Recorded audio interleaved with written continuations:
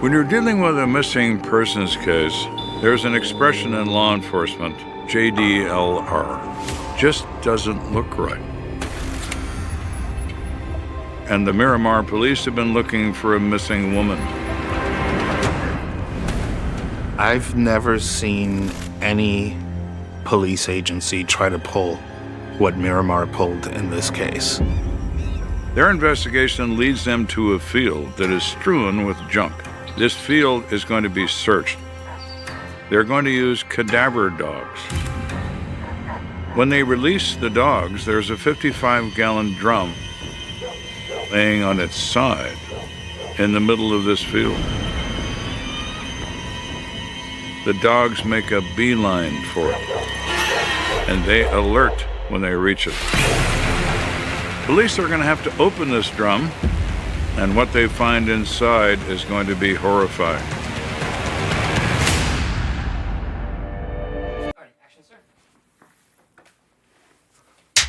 My name is Detective Danny Smith with the Miramar Police Department. I studied psychology in college, and my intent was to get my foot in the door in law enforcement at a local agency, do a few years there, and then move on to the FBI. And oddly enough, while I was at the Miramar Police Department, I just loved it so much, there's no way that they were going to be able to take me out of it. It's been 14 years, and personally, with this case, it's something that will haunt my memories for the rest of my life.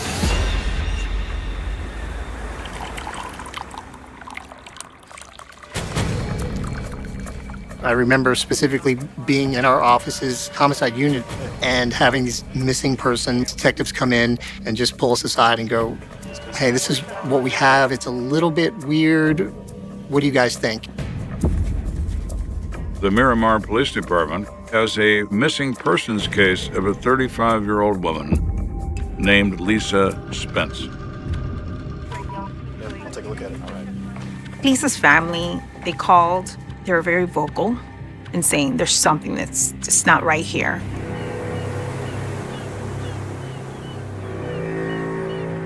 When a missing persons case is assigned, you first need to determine background of the missing person. Is this someone who's distraught about something and decides to start a new life? Or did some harm come to her? Your very first step is to go to the people that are closest to them. In this case, the people that were close to her were family, and they were far away. They weren't in South Florida. I was able to speak with Lisa's daughter. Hello? Lisa Spence is from Trinidad. She and her boyfriend, Paul Edwards, met in 2006 in Trinidad and came to South Florida sometime after that. So she's here, she's with him. From what we've gathered from the family, she was just a very caring person. She had a great relationship with her family, great relationship with her kids. Coming here wasn't something that, she did easily. She was leaving behind her children, but this was an opportunity for a better life. Not only for her, but for her kids. She felt that she could earn more money here and eventually, bring them over here. She routinely sends money and property back to Trinidad to support those people, using the most common method used for this, which is 55-gallon drums, because many of the transport ships between Florida and the Caribbean islands are barges. So by using a 55-gallon drum, you are secure in the fact that it's a watertight seal.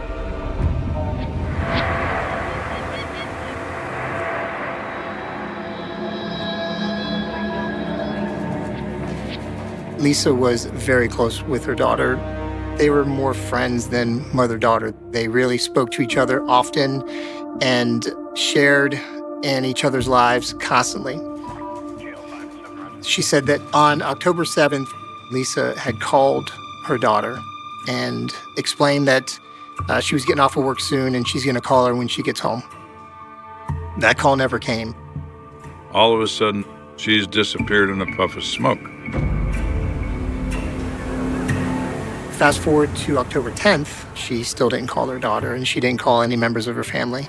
The pinnacle of that suspicion came when her daughter turned 18, and Lisa never called her daughter to say happy birthday. She missed her 18th birthday. That's not just a red light. That's a solar flare. There could only be one reason that she didn't call home, and that is that she couldn't. We went worst case scenario in our minds. So it was a no-brainer at that point to just kind of dig your heels in and start working it. My partner, John Zeller, and I started working the case. I've worked a few missing persons cases that turned into a homicide, and this one just had all the elements for it. The idea of the investigation is obviously to go speak with everyone that's closest to Lisa and then work your way out. Paul Edwards, her live-in boyfriend at the time, would be the number one person that we'd want to go talk to and get an idea of where Lisa could be. So when they meet Paul Edwards, Edwards says that he has been with this woman for 9 years. Are you guys considered married or? We're not married. Paul Edwards thought the two had a rocky relationship. We've had our fights. Edwards says they've been fighting a lot, arguing a lot. Since like Labor Day weekend, we've been back and forth as to her leaving and stuff like that because of some issues that we had. He told us that their relationship fell apart, and Lisa said she wanted to leave. He was hopeful she would change her mind. I said, I'm going to give you your space so you can do your thing. So I left. I left the apartment. When I came back, stuff was gone. So it was disappointing because of the fact that you tried so many years to make some things right, and it just didn't pan out that way. He loved her, but she apparently had fallen out of love with him. Then he mentions that he really has the sense that Lisa had a secret part of her life. Did she keep a lot of secrets from you? I think she's someone that, how should I put it? She can lock up if she wants to. Can he shut you out? Yeah. He suggested that Smith speak to her coworkers, and perhaps they would know more than he. Lisa Spence worked 2 jobs at a beauty supply store and then at a small convenience store. I think you have to understand that Lisa didn't have family here. So her outlet was her coworkers. These are the people that she had around that she can talk to, that she can vent to. Coworkers love gossip. They engage in it as a sport. They particularly enjoy the dirt. So they're an excellent source of information. Okay, in reference to your employee, Lisa, how long has she been helping you out here at the store? Maybe a year and a half. Has she ever been away this long? No, she never disappeared like that. Her boss had mentioned that he had a check ready for her. However, she never picked up that check, and that to him was not common for her. There is no way she would have left without picking up her last paycheck. It was just odd. When Smith meets with the coworkers, he encounters the same general sense from these people. They're worried that something awful has occurred. He speaks to them further. What else do you know about her? And he gets a very interesting answer from more than one of the coworkers. She told me she has a new boyfriend. Most of them were talking about this other guy that Lisa just started dating. She was really into him. When we see her new boyfriend, we got shocked. Did you ever meet Lisa's new boyfriend? I met him here in the store when he comes. And the coworkers say that this fellow comes to see her every day. Really? That's more than somebody that needs to buy a pack of chewing gum now, isn't it? When hearing about another guy that was in her life, now the number one person that we'd want to go talk to. Well, now we have the possibility of a new live-in boyfriend. Perhaps this is the secret side of Lisa's life that Paul Edwards was wondering about.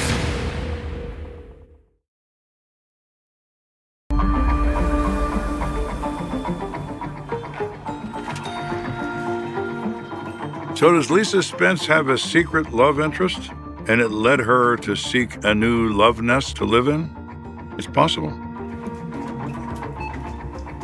But one cannot overlook the fact that there's still a concern that she's no longer alive. What exactly is going on?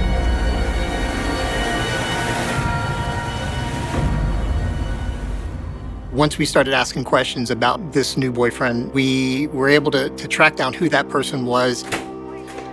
The coworkers explained his name is Max Lewis.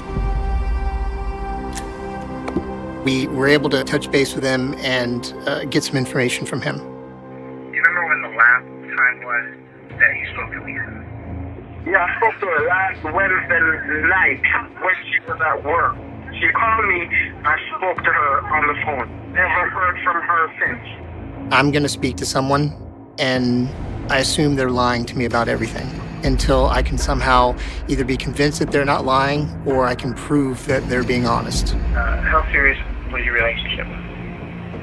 It got serious a few months ago. Okay. Did you guys plan on moving in together? Listen to me, bro. Listen to me carefully. We were supposed to get married. You understand? He had mentioned that even though they had only been dating for probably less than a month, he wanted to marry her. Max implies that she wanted to marry him, but he never really admits that she said those words. Interesting. Jealousy is a very powerful thing. What if Lisa says, I'm done with you? No, you're not. I'm going to see to it that you no longer love anyone, because you're going to die right here and right now. I think that reading people as an investigator is somewhat of a lost art. Do you remember about what time that was? In the case of this new boyfriend, Did you leave the house at all for the rest of the night? I threw everything at him that I possibly could to try to get him off his game. Okay, and then on Thursday, the next day... And to his credit, he was completely honest with me, in my opinion. Do you remember what you did that day? He did tell us where he was that night that Lisa went missing, and we were able to confirm that through the cell phone records. In this case, it corroborated that he was not in the area. We ruled him out as a suspect. So Smith has to ponder all of this. This is what he's learned so far. We still have no evidence of a crime. So what does that matter? Well, maybe Lisa's alive. People will often ask me if finding Lisa was like finding a needle in a haystack, and I say no. Lisa was like trying to find a needle in a stack of needles. So Smith is sitting there stewing in this mess, trying to decide how to proceed. I've been there, and it's ugly. But one of her brothers, who lives in this country, comes forward. I have a text from my sister. We were informed by Lisa's brother that he was receiving text messages from his sister. You know, this is after she went missing. It was strange to us because, hold on, is she truly missing or she's not missing? The texts say that Lisa Spence has moved to Jacksonville, Florida, and that she's fine and she's going to work on getting herself together and so on. Jacksonville and Miramar are at opposite ends of the state of Florida. There was a moment of hope. There was a part of me, of course, that was hoping that it was correct and Lisa really was in Jacksonville and she was fine. But her brother says, you know, this is really unusual. She didn't like to text. She would call you if she wanted to speak to you, and that right there was suspicious to him. And his words, that's not Lisa. She didn't send these texts. Something didn't smell right. We want to get to the bottom of this. We want to ensure that either she's alive and kicking or she's not, and either or, we'll deal with it as it comes. So at that point, we ended up doing a cell site court order. We wanted to get Lisa's cell sites to see if her device actually was in Jacksonville. Where is this happening at? Okay, is it happening in Jacksonville? Is it happening in Miramar? Is it happening in California? Is it happening in Trinidad? Looking at also the cell sites, we could tell that the phone was nowhere even close to Jacksonville. In fact, her phone had never left the area of Miramar, South Florida. Lisa's phone wasn't in Jacksonville, and neither was Lisa. We're trying to put together a puzzle, and we ultimately bring that back, the relationship between Paul and Lisa.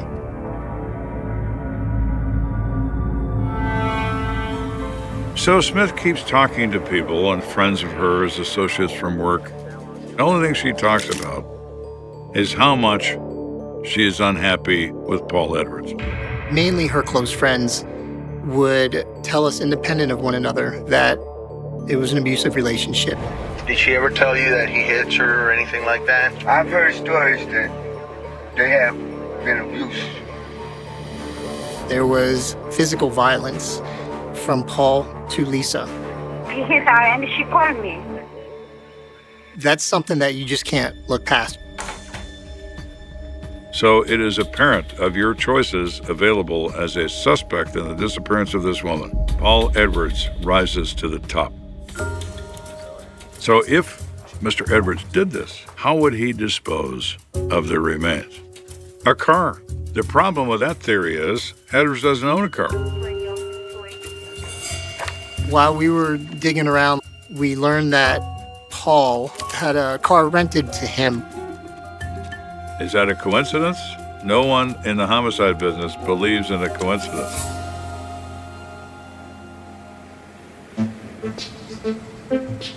We were able to track down the rental car that he had already turned in, and we wanted to do a complete search for any evidence, forensic, hair, blood, anything that we could find.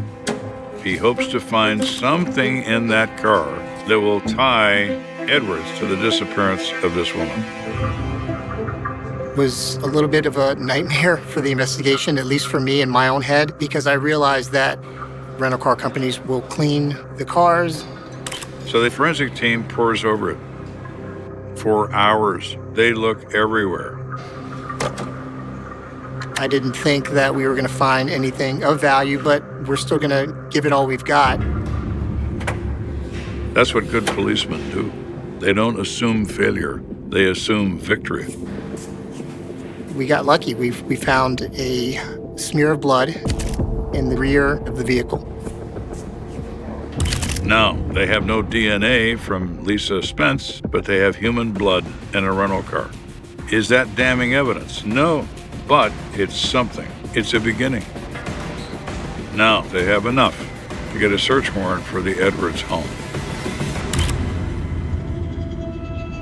When we went into that house, I was cautiously optimistic. I was hoping that we would see that there was evidence of a major crime scene.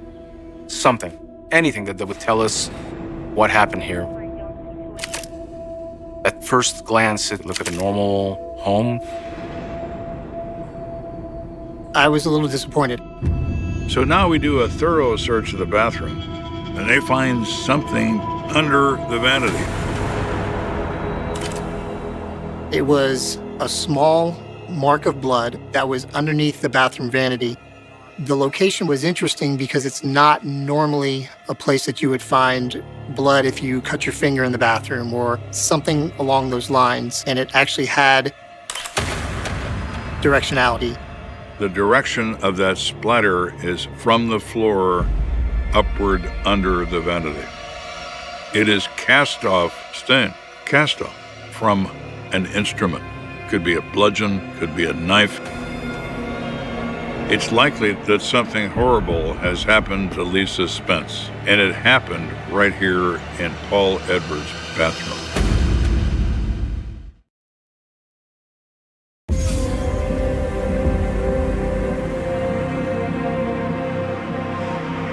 It is a sad fact of humanity that love and murder tie together nicely. Love produces emotion, emotion produces murder.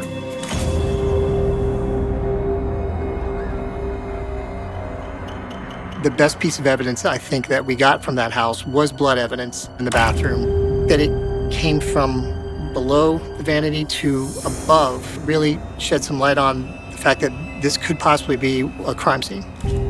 If Smith's instincts are correct, Lisa Spence died in her own home. Who else is in this home? Paul Edwards. he has emerged as suspect number one in this case. But we couldn't just go and put handcuffs on him. There was no way to get any kind of DNA from a toothbrush, from a stick of deodorant, a hairbrush. Everything that belonged to Lisa was out of that house at that time. We still have no DNA. There is no body that's been found. So they have circumstantial evidence only, and it's insufficient to proceed to an arrest. But if Lisa Spence is no longer alive, the texts that her brother received from her cell phone were apparently texted from her grave, or texted by someone else who had her phone. Does Paul have her phone? We need to follow up with that. Detective Zeller of the Miramar Police Department. My partner, Detective Zeller, he excels in technology and finding information through electronic sources. So he obtains the phone records of Paul Edwards. Take a look at this. I had plotted Paul Edwards' cell sites. I also plotted Lisa Spence cell sites. And I noticed that there was a lot of tower hits with both phones at the same time. That was weird. We were able to see that Lisa's phone and Paul's phone were traveling in the same areas, basically mirroring each other. And this is all after she went missing.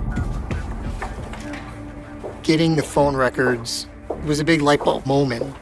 I looked at the information and I said, I'm 99% sure that Paul's driving around with Lisa's phone. For me, that's concrete. I look at that and say, that's written in stone, that's what happened. Now, court's a different story. There is no body that's been found. It's a missing persons case, and that's all it is right now. Instinct won't get it done. Judges don't want to hear about your instinct. It's proof beyond any doubt.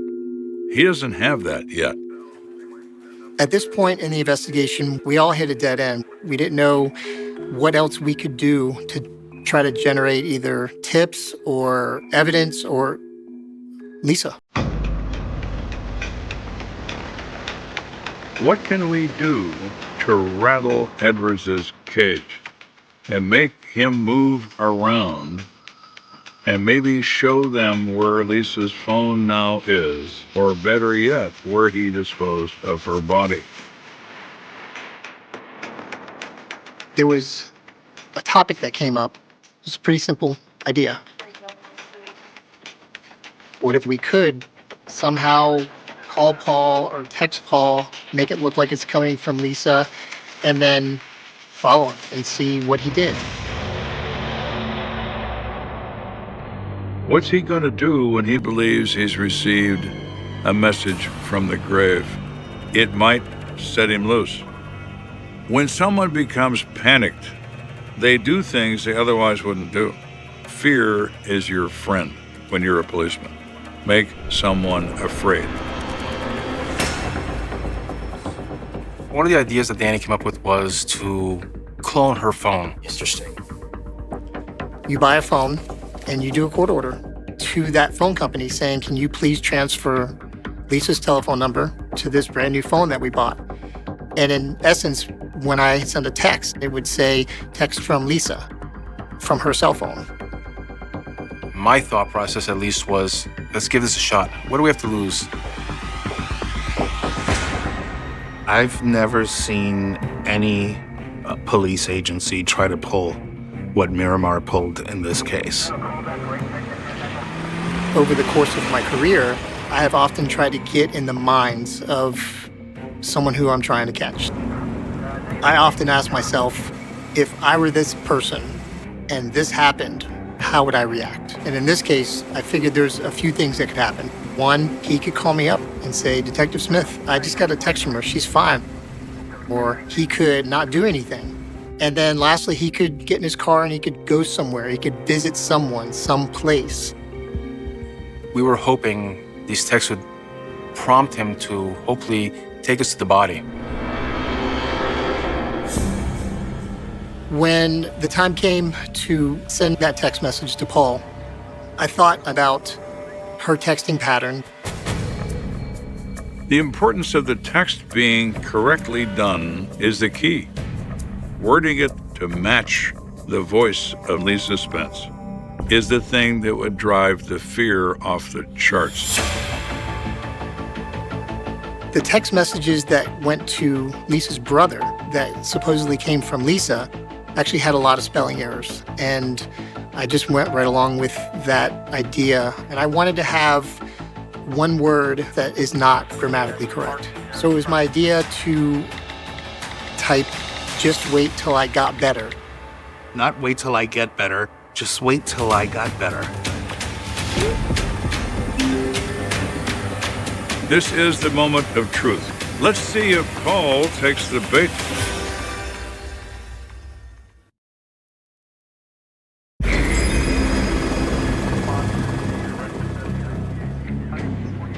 This surveillance team is laying in wait to see what Paul does when he gets a text from the grave. This idea of sending a text from a clone phone was, to use a football analogy, a Hail Mary. Did I think it was going to work? No, not even a little bit. Did I have to give it a shot? Yeah, absolutely. I think that Smith's plan was brilliant. Do something different. Do something no one will expect. Smith's taking a chance. We had aerial surveillance, vehicle surveillance. We had basically our entire detective bureau in unmarked cars ready to go. It was a massive operation. We waited, and we waited until I started to get a little bit nervous because there was no movement. It was just radio silence. In the first hour after the text is sent, nothing happens. The second hour comes and goes. But in the third hour, Edwards goes mobile. He gets in another rental car that he has, and he begins to drive. The surveillance kicks off, the helicopter spots the car, everything is working. We wanted to see where he goes. He was driving erratic. He was making some turns and then some U-turns again. He does all the things people do when they're trying to see if they're being surveilled. In an operation like this, I think one of the most important things is don't get made. Don't let him know that we're following him, that we are interested in where he's going, because that will defeat the purpose of everything we're trying to do. Finally, he becomes convinced he's not being seen. So at that point, it's a matter of writing down areas near where he was traveling that would be a great place to dump a body. He passed by a number of vacant fields, a number of different areas with high grass or trees. He went to many different places, but one of the places was an area in Miami Gardens, which is the city that is just south of us. He drove up to this residence, stopped briefly. We could see that he did speak to the person that was at that residence and turned around and left. Well, we might as well go talk to this person. She gave an interesting story. So I was kind of surprised that he even showed up today. She said that she was friends with Paul, and Paul was going to install an appliance, but she found it weird that Paul showed up at her house. She didn't have the appliance yet, and she didn't make those plans yet with him. So they think that's kind of odd. Hey, look at that field. But at that moment, they look to the left of the place, and they see a vacant field.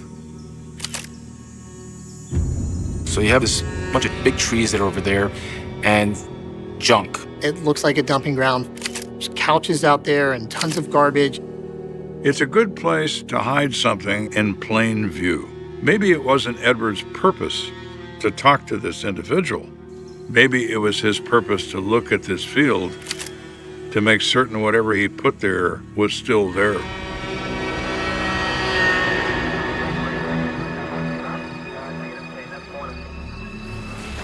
We had put together a search team which was comprised of several detectives and also a cadaver dog.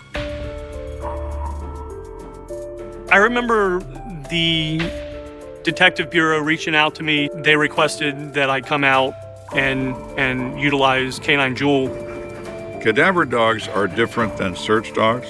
They are trained to detect the odor of human remains. They will find a buried body with their nose.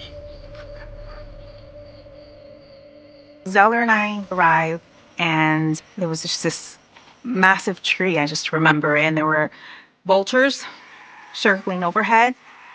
And I'll never forget the words he told me. He's like, I have a good feeling about this one. I just had this feeling, don't ask me why, I had this feeling that this was going to be the spot. And I just thought there was no way they were going to find anything here. We're talking about acres upon acres upon acres upon acres of land. I remember this clear as like it was yesterday. As soon as he opened that door, that dog darted over to this big tree over there and sat down right there in front of a barrel. Canine Jewel started going into changes of behavior to target odor. And I'm like, oh my God, we have something here.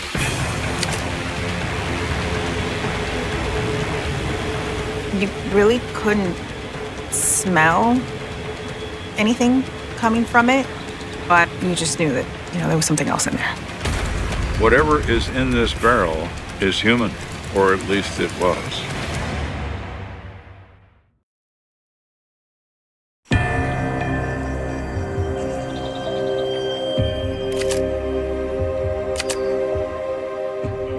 This barrel was a 55-gallon drum, and it's commonly used to transport goods. It was secured very well. It was about as close to airtight as it can get.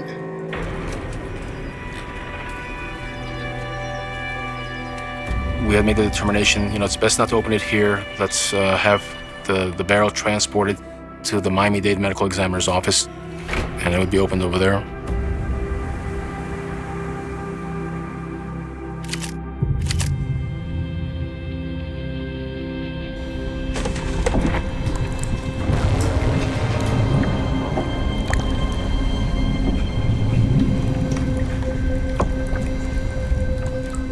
Saw them take the barrel out, and I saw them empty out the contents of the barrel. That'll be a day that I'll never, ever, ever, ever forget. I have done this, and it is a very unpleasant affair. The stench was something that I had never smelled before.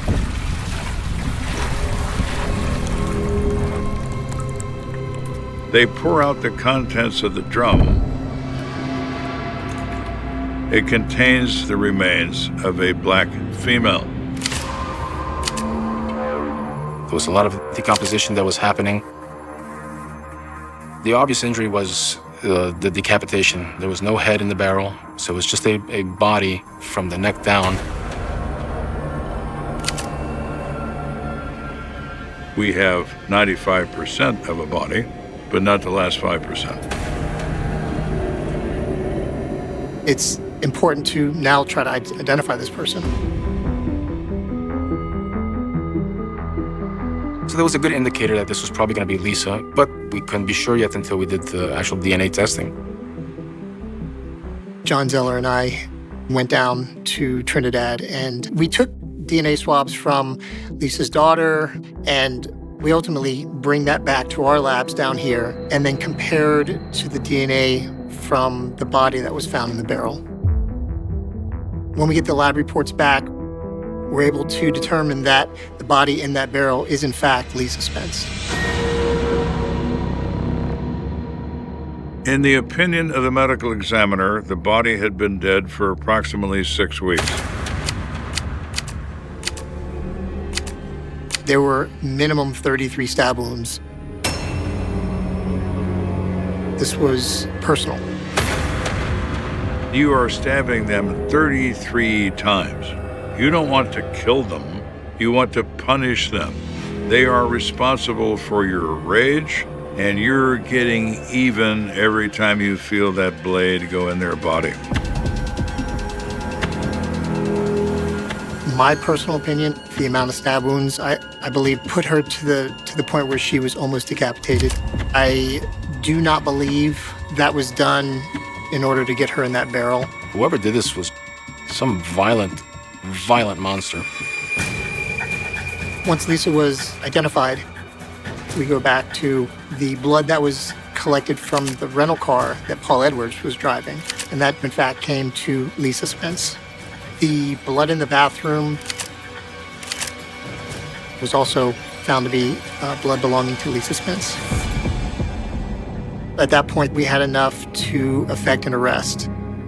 The evidence against Mr. Edwards is overwhelming. It's him, nobody else. It's just him. It was satisfying to put the handcuffs on him and let him know verbally, you're under arrest. I was hoping that I could ask a number of questions that I wanted answers to. But there's no possibility for that. Edwards immediately demands an attorney. He makes no statement. He was taken to jail. It was simple and a very quick ending to a long investigation. So one has to assume that certain things took place in that event that caused the untimely demise of Lisa Spence. I believe that the crime occurred in the home shared by Paul and Lisa. Lisa's family says Paul was a controlling boyfriend who demanded the presence of Lisa Spence 24 hours a day. And the time he left her alone was when she was at work.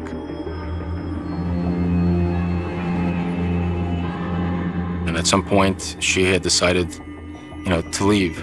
Based on the available evidence, the likely scenario is that Paul Edwards loses control. Rage fills up his mind.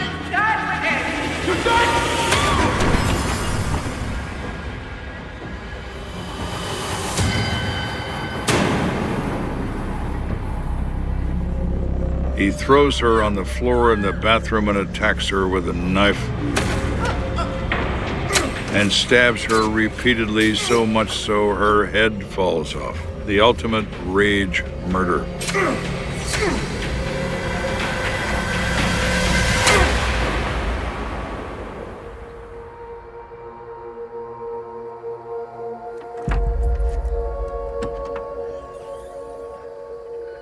I believe that that barrel was once in their home, and it was a crime of opportunity. So Lisa Spence wound up inside the barrel that was supposed to take money to her family and abandoned in a vacant field like so much garbage. I think that's one of the things that bothers me most about where Lisa ended up. It's sad that her life was ended and she was disposed like garbage. The matter goes to trial in the state of Florida, and the jury, in a period of only 3 hours, finds Paul Edwards guilty of murder in the first degree. He stabbed her 30 times. You can't look at him and think there's a spark of a human being in here. A judge sentences him to life in prison in the state of Florida. Although the investigation ended with a positive result for investigators, we were still never able to find any of Lisa's belongings. We never found her phone, and quite frankly, we were unable to ever find where her head was. And that still to this day, I think, haunts all the investigators that worked that case. These detectives did a remarkable job in this particular case because they looked outside the norm. Innovation often leads to results. An evil man is now behind bars and will not hurt anybody ever again. Bottom line. Lisa Spence, by all accounts, she was loved, well-liked, and I think that the family always seemed to appreciate the time that they did have with Lisa. Her motivation to leave Trinidad was to improve the life of her own family. She had selected Paul Edwards as her male companion, and she made a mistake. What a tragic end.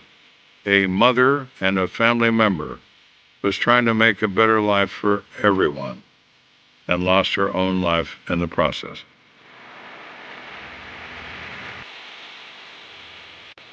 On the next American Detective.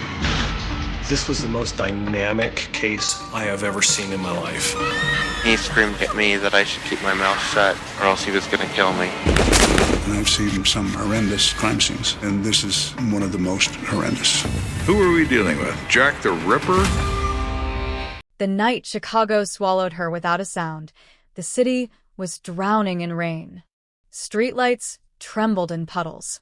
Neon signs flickered like dying heartbeats. Somewhere between the last train and the first siren, a young woman stepped into the darkness and vanished, leaving behind nothing but wet footprints that dissolved before dawn. No scream, no struggle, no witness, just silence. For 30 years, her disappearance would haunt the city like an unfinished sentence, a breath caught in the throat of time, waiting to be released. Until one forgotten fingerprint shattered everything. It began on the south side, in a narrow block of brick apartments where windows stared blankly into the street like tired eyes. November of 1994 arrived early that year, dragging cold winds and long shadows behind it. The air smelled of rust, exhaust, and wet concrete. Crime was not unusual. Fear was ordinary. But what happened that night was different. 23-year-old Emily Carter left her job at a late-night diner just after 1:17 a.m. She folded her apron, clocked out, pulled on a thin coat that barely held back the cold. She waved at the cook, promised she'd call her sister in the morning, and stepped into the rain. She never made it home. Her apartment sat only 6 blocks away. A 15-minute walk. A familiar route she had taken hundreds of times. Past the closed laundromat. Past the liquor store with a flickering sign. Past the alley that smelled faintly of oil and garbage. Somewhere along that path, she disappeared. When Emily failed to show up for her shift the next day, concern spread quickly. By afternoon, worry turned into panic. By nightfall, her sister stood shaking in the fluorescent glare of a police station, clutching a photo that already felt like a relic. A missing person report became a citywide search. Patrol cars combed the streets. Detectives knocked on doors. Volunteers stapled flyers to poles, windows, bus stops. Her face multiplied across Chicago, staring out in quiet appeal. But the city offered nothing in return. No witnesses. No phone calls. No bank activity. No sightings. Just absence. 3 days later, a maintenance worker discovered Emily's abandoned purse inside a dumpster behind a shuttered warehouse less than a mile from where she vanished. Inside were her wallet, her ID, and $17 in cash. Nothing stolen. Nothing missing. Just discarded. The location sent a ripple of dread through investigators. This was not a robbery. This was not a random mugging. This was deliberate. Detectives scoured the area. They found a single muddy shoe print near the dumpster, too distorted for identification. They recovered faint fibers clinging to the purse strap, later matched to the cheap upholstery of a car seat, calm and untraceable. But inside the purse, almost invisible to the naked eye, was something else. A partial fingerprint. Smudged. Incomplete. Contaminated by rain. In 1994, forensic databases were primitive. Automated fingerprint systems existed, but they were limited, fragmented, and painfully slow. The print was processed, cataloged, and stored. No match surfaced. It would become one of thousands of silent ghosts in evidence lockers across the city. Weeks turned into months. Months into years. Emily Carter's name slipped from headlines to footnotes, then into the cold, stagnant archives of unsolved crimes. A cold case. But the silence she left behind only grew louder inside the walls of her family's home. Her bedroom remained untouched. Her favorite sweater still hung behind the door. Her alarm clock still blinked 12 o'clock, frozen in an endless loop of waiting. Her mother stopped sleeping through the night. Her sister memorized every stranger's face. Her father drove Emily's old route again and again, gripping the steering wheel until his knuckles turned white, trying to imagine where she might have stepped off the path of her life. They waited. The city moved on. By the early 2000s, Chicago had changed. New buildings climbed skyward. Old neighborhoods crumbled. Faces aged. Streets were renamed. But the case remained exactly where it had been left, sealed in cardboard boxes, labeled, dated, forgotten, until a routine audit reopened the wound. In 2023, nearly 3 decades later, the Chicago Police Department launched a massive cold case digitization project. Thousands of physical records were scanned. Old evidence was recatalogued. Biological samples were sent for retesting. Latent prints were re-entered into modern national databases. Among them was a smudged fingerprint, lifted from a rain-soaked purse on a November night in 1994. It took less than 40 seconds for the system to scream back a match. One name, one record, one living suspect. Detective Marcus Hale stared at the screen in disbelief. 30 years of silence shattered by a blinking cursor. The name belonged to a man now in his late 50s, residing quietly in suburban Indiana with a spotless public record and no outstanding warrants. Back in 1994, he had been questioned briefly in connection with an unrelated theft, fingerprinted, then released. His prints had sat dormant in a forgotten system, waiting. Waiting for technology. Waiting for time. Waiting for justice. But before the police could act, they had to reconstruct a past long buried. They returned to the streets of South Side Chicago, now layered with gentrification and decay. The diner where Emily once worked had become a vape shop. Her apartment building stood boarded and abandoned. The warehouse near the dumpster had been demolished, replaced by a self-storage facility. Everything had changed. Except the questions. Who was the man tied to that fingerprint? Why was his print inside her purse? How had he vanished from the investigation for 30 years? And most terrifying of all, was Emily Carter truly gone? Old case files revealed his name, Daniel Rowe. In 1994, he was 31, a delivery driver. Lived 4 blocks from Emily's route home. No violent history. No criminal convictions. Just a faint mention in a patrol log after a late-night burglary alarm. At the time, his fingerprints were collected as routine procedure. No one had suspected him. No one had connected him. Now, 30 years later, everything pointed back to him. Detectives pulled his current records. Married. 2 adult children. Worked maintenance at a school. A quiet life. No criminal flags. No behavioral warnings. A man who had blended perfectly into normalcy, which made him infinitely more dangerous. As surveillance teams prepared to approach him, investigators dug deeper into Emily's final hours, reconstructing every second with surgical precision. Her last confirmed sighting came from a grainy security camera at a convenience store. Timestamp: 1:24 a.m. She bought a bottle of water and a pack of gum. She looked tired. She looked alive. 6 minutes later, she vanished. No screams were reported. No disturbance calls were logged. But one resident, re-interviewed decades later, remembered hearing a car idling unusually long near the alley around that time. At the time, it meant nothing. Now, it meant everything. Detectives mapped Daniel Rowe's movements that night. His delivery route placed him within 2 blocks of Emily's path. Phone records showed his pager, the relic of another era, had gone silent for nearly an hour. A missing hour. A black hole in time. When police finally knocked on his door, the moment carried the weight of 3 decades. Daniel opened slowly, confusion flickering across his face. He listened. He nodded. He agreed to come in for questioning. Inside the interrogation room, time folded in on itself.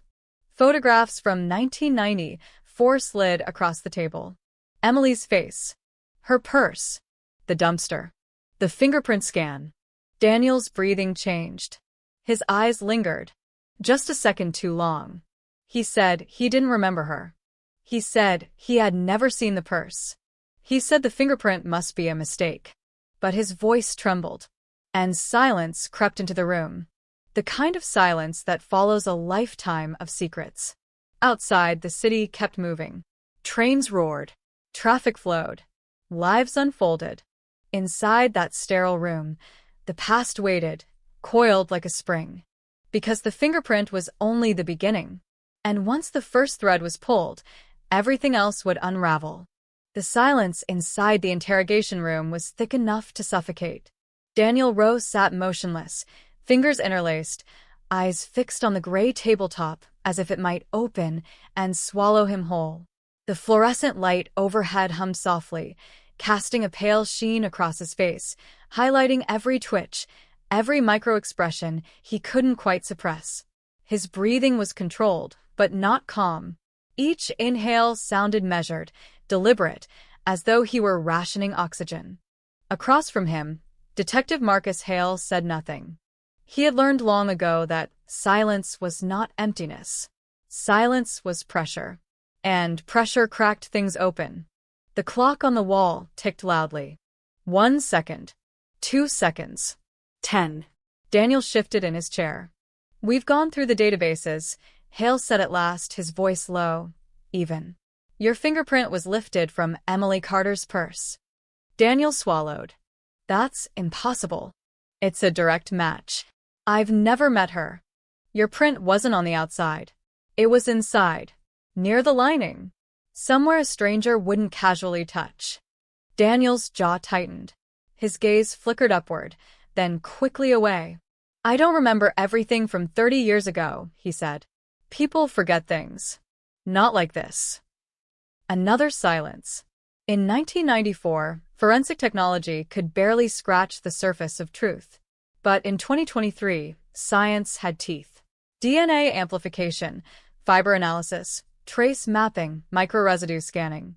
Evidence once dismissed as noise now spoke in clear, relentless detail.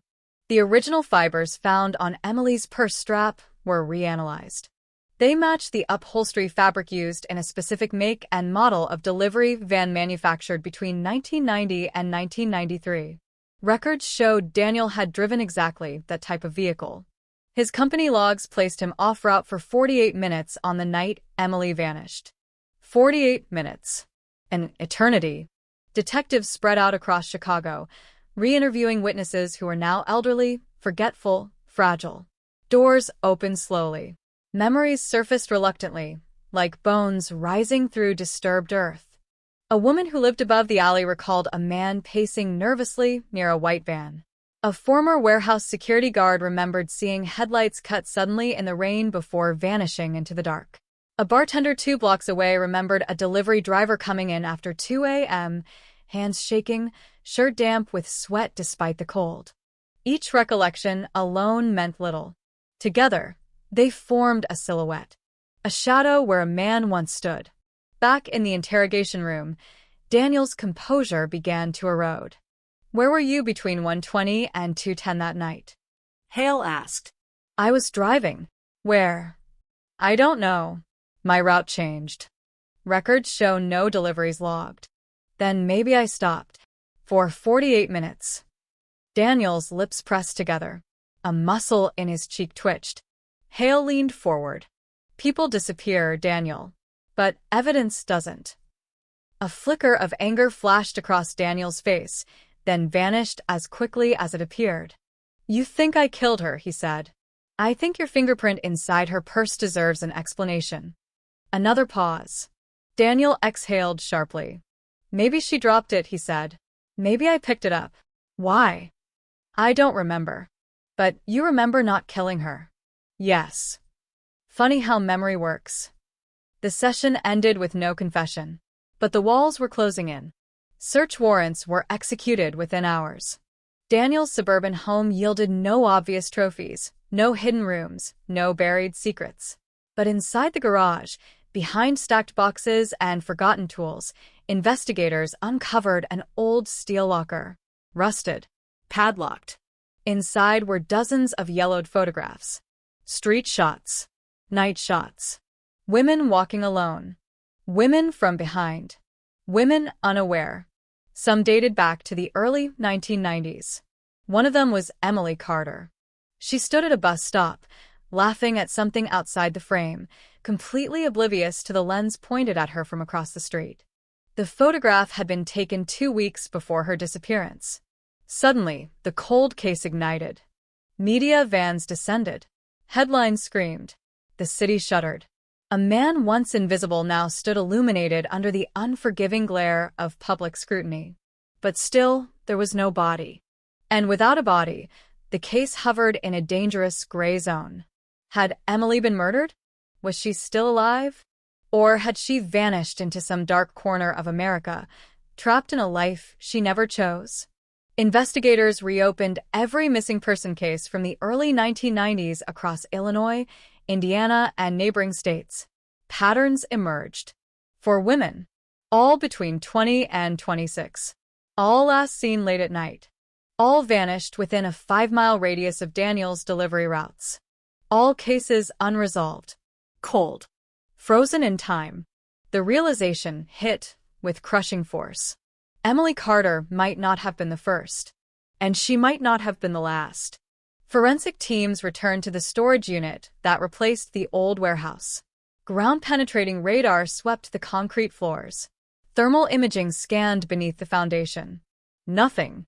They searched abandoned properties tied to Daniel's old delivery routes. Drainage canals. Forest preserves. Riverbanks. Days turned into weeks. No remains. No trace. No closure. Pressure mounted. Inside his holding cell, Daniel's carefully constructed normal life collapsed. His wife filed for divorce. His children refused contact. Former coworkers recoiled in horror. The walls tightened. Then came the break. A forgotten audio tape surfaced from 1996. An anonymous tip called into a now-defunct hotline. The voice distorted, filtered through decades-old static. "I think the delivery guy knows something about the diner girl," the caller whispered. "He came home that night shaking. Scratched up. Said he messed up bad." The call had been logged. Filed. Forgotten. The caller's identity had never been traced. Now, investigators hunted it down. The number led to a retired factory worker named Samuel Griggs, now 78, living alone in a decaying apartment. He remembered the call. "I was his neighbor," he said. "He came home after 2 in the morning. His hands were bleeding. He kept washing them, over and over. He kept saying, 'It didn't have to go this far. Why didn't you report it?' I was scared. And then time passed. And then it felt too late." Time. Always time. Confronted with the testimony, Daniel's defenses finally fractured. But instead of confessing, he did something else. He smiled. A thin, brittle curve of the lips that chilled the room. "You'll never find her," he said softly. And just like that, the case tilted into something darker. Because the hunt was no longer about solving a murder. It was about understanding a monster. The smile lingered long after the words had faded. "You'll never find her." It wasn't a threat. It wasn't a confession. It was a promise. The room seemed to shrink around Daniel Rowe, as if the walls themselves were leaning in to hear what he might say next. But he said nothing more. He simply sat back, eyes dull, shoulders loose, as though a tremendous weight had finally slipped from his spine. For the detectives, that smile was worse than any admission of guilt. It meant control. And control was everything. They pulled every record they could find. School files, employment histories, medical documents, counseling notes, old traffic stops, noise complaints, everything. Slowly, a portrait emerged. Not of a monster, not at first, but of a boy who learned early how to disappear inside himself. Daniel grew up in a crumbling duplex on the west side, raised by a mother who worked nights and a father who drank through the days. Neighbors remembered shouting, doors slamming, sirens lingering outside their home. Teachers described a quiet child who stared too long, spoke too little, and flinched at sudden movements. By age 10, he had already learned the survival skill that would define his adult life: silence. He vanished into corners. He watched. He listened. And he learned. By adolescence, he had begun wandering the streets at night, tracing the movements of strangers, memorizing patterns, finding comfort in anonymity. Police reports logged him for loitering, trespassing, petty theft. Nothing violent. Nothing alarming. Just a boy learning how to exist unnoticed. By his 20s, he had become invisible. Delivery work suited him perfectly. Constant movement. Constant access. Endless reasons to be anywhere at any hour. Endless opportunities. Detectives reconstructed his routes from archived company records. Night after night, his path traced the same narrow corridors of the city. The same dim intersections. The same bus stops. The same poorly lit sidewalks where young women hurried home alone. Patterns sharpened. For disappearances. Emily Carter. Nina Morales. Rachel Kim. Heather Collins. Different neighborhoods. Different backgrounds. Same age range. Same hour. Same van. But only Emily's case had left behind a fingerprint. A single mistake. A slip. Something human. Investigators re-examined the other cases with modern forensic tools. Old evidence bags were reopened. Hair fragments once dismissed as contamination were sequenced. Soil samples were analyzed. Faded surveillance tapes were enhanced. In Rachel Kim's file, a partial tire impression emerged, consistent with Daniel's delivery van. In Heather Collins' case, a witness sketch, once considered unreliable, now bore a chilling resemblance. Piece by piece, a hidden constellation revealed itself. But still no bodies. Which meant no charges. Which meant Daniel Rowe remained a free man. And he knew it. Each interrogation grew more surreal than the last. He answered calmly, even politely. Never raised his voice. Never contradicted himself. He didn't deny being near the women. He simply framed every coincidence as accident, every connection as randomness, every pattern as projection. "You're seeing what you want to see," he told them. "You need me to be the villain." But his eyes betrayed something else. Anticipation.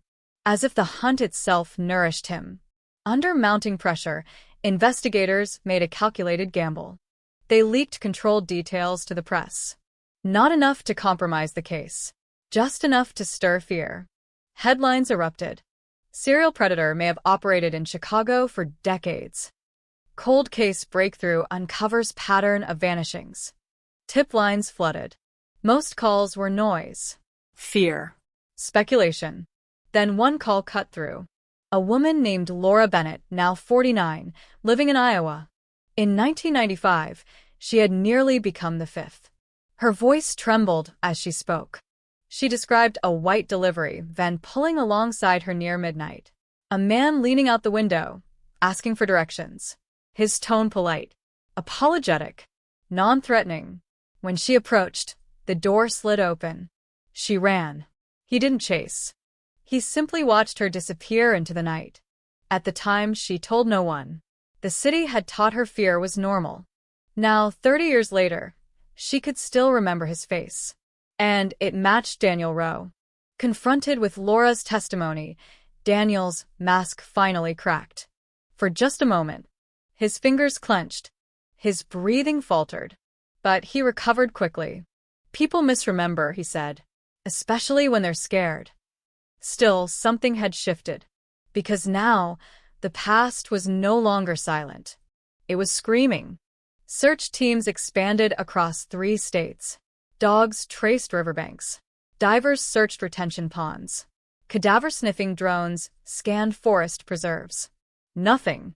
Then a new lead emerged, not from technology, not from witnesses, but from Daniel himself.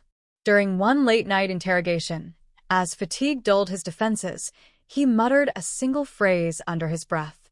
They didn't suffer long. The room froze. Detectives stared. "Who didn't suffer, Daniel?" Hale asked quietly. Silence. I didn't say anything. But he had. And the implication landed like a gunshot. Pressed harder, Daniel retreated again behind his wall of calm. But the crack remained. Psychological profiling suggested he thrived on attention, on narrative control, on holding secrets, so they gave him an audience. A court hearing, cameras, crowds, a controlled storm. And in that storm, Daniel's composure began to erode. Because monsters like men crave recognition. And somewhere deep inside, he wanted his story heard, wanted his power acknowledged, wanted his shadow to stretch across the city once more. He began requesting books. True crime, psychology, criminal memoirs. He began scribbling notes, drawing maps, sketching buildings. Always careful, always vague, but always circling the same locations. One name recurred in his notebooks. Calumet. The Calumet River. An industrial artery slicing through Chicago's southern edge, dark, polluted, sluggish. In the 1990s, its banks were wastelands, abandoned factories, rusted pipelines, collapsing docks. Places where sound died. Places where no one looked. Search teams descended on the river. They found nothing. But the mud was deep, and secrets sank easily. Then, buried inside an old storage facility once leased by Daniel's employer, investigators discovered a sealed floor drain concealed beneath layers of concrete. The concrete had been poured sometime between late 1994 and early 1996, right after the disappearances. Ground-penetrating radar revealed anomalies beneath the slab. Shapes. Voids. Irregular densities. The floor was broken open. The stench hit first. Then the silence. Because everyone already knew what waited below. The concrete shattered with a sound that echoed like a gunshot through the empty warehouse. Dust billowed upward, thick and choking, swirling through the cold beam of portable floodlights. For a moment, nothing could be seen. Just suspended particles, drifting like the ashes of something long dead. Then the smell hit. A sour, metallic stench that clawed its way into the lungs and refused to let go. Detectives froze. The silence that followed was heavier than the concrete they had just broken apart. Beneath the slab, a narrow cavity revealed itself, sealed, hidden, deliberately constructed. A space no wider than a coffin, stretching several meters along the building's foundation.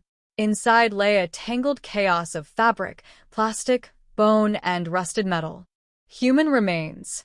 Time had stripped away almost everything recognizable. But fragments of clothing still clung to the bones, denim fibers, a faded floral print, the remnants of a cheap leather belt. Evidence markers bloomed across the floor. 1, 2, 3, 4. 4 separate sets of remains. 4 missing women. 4 erased lives. The warehouse became a tomb.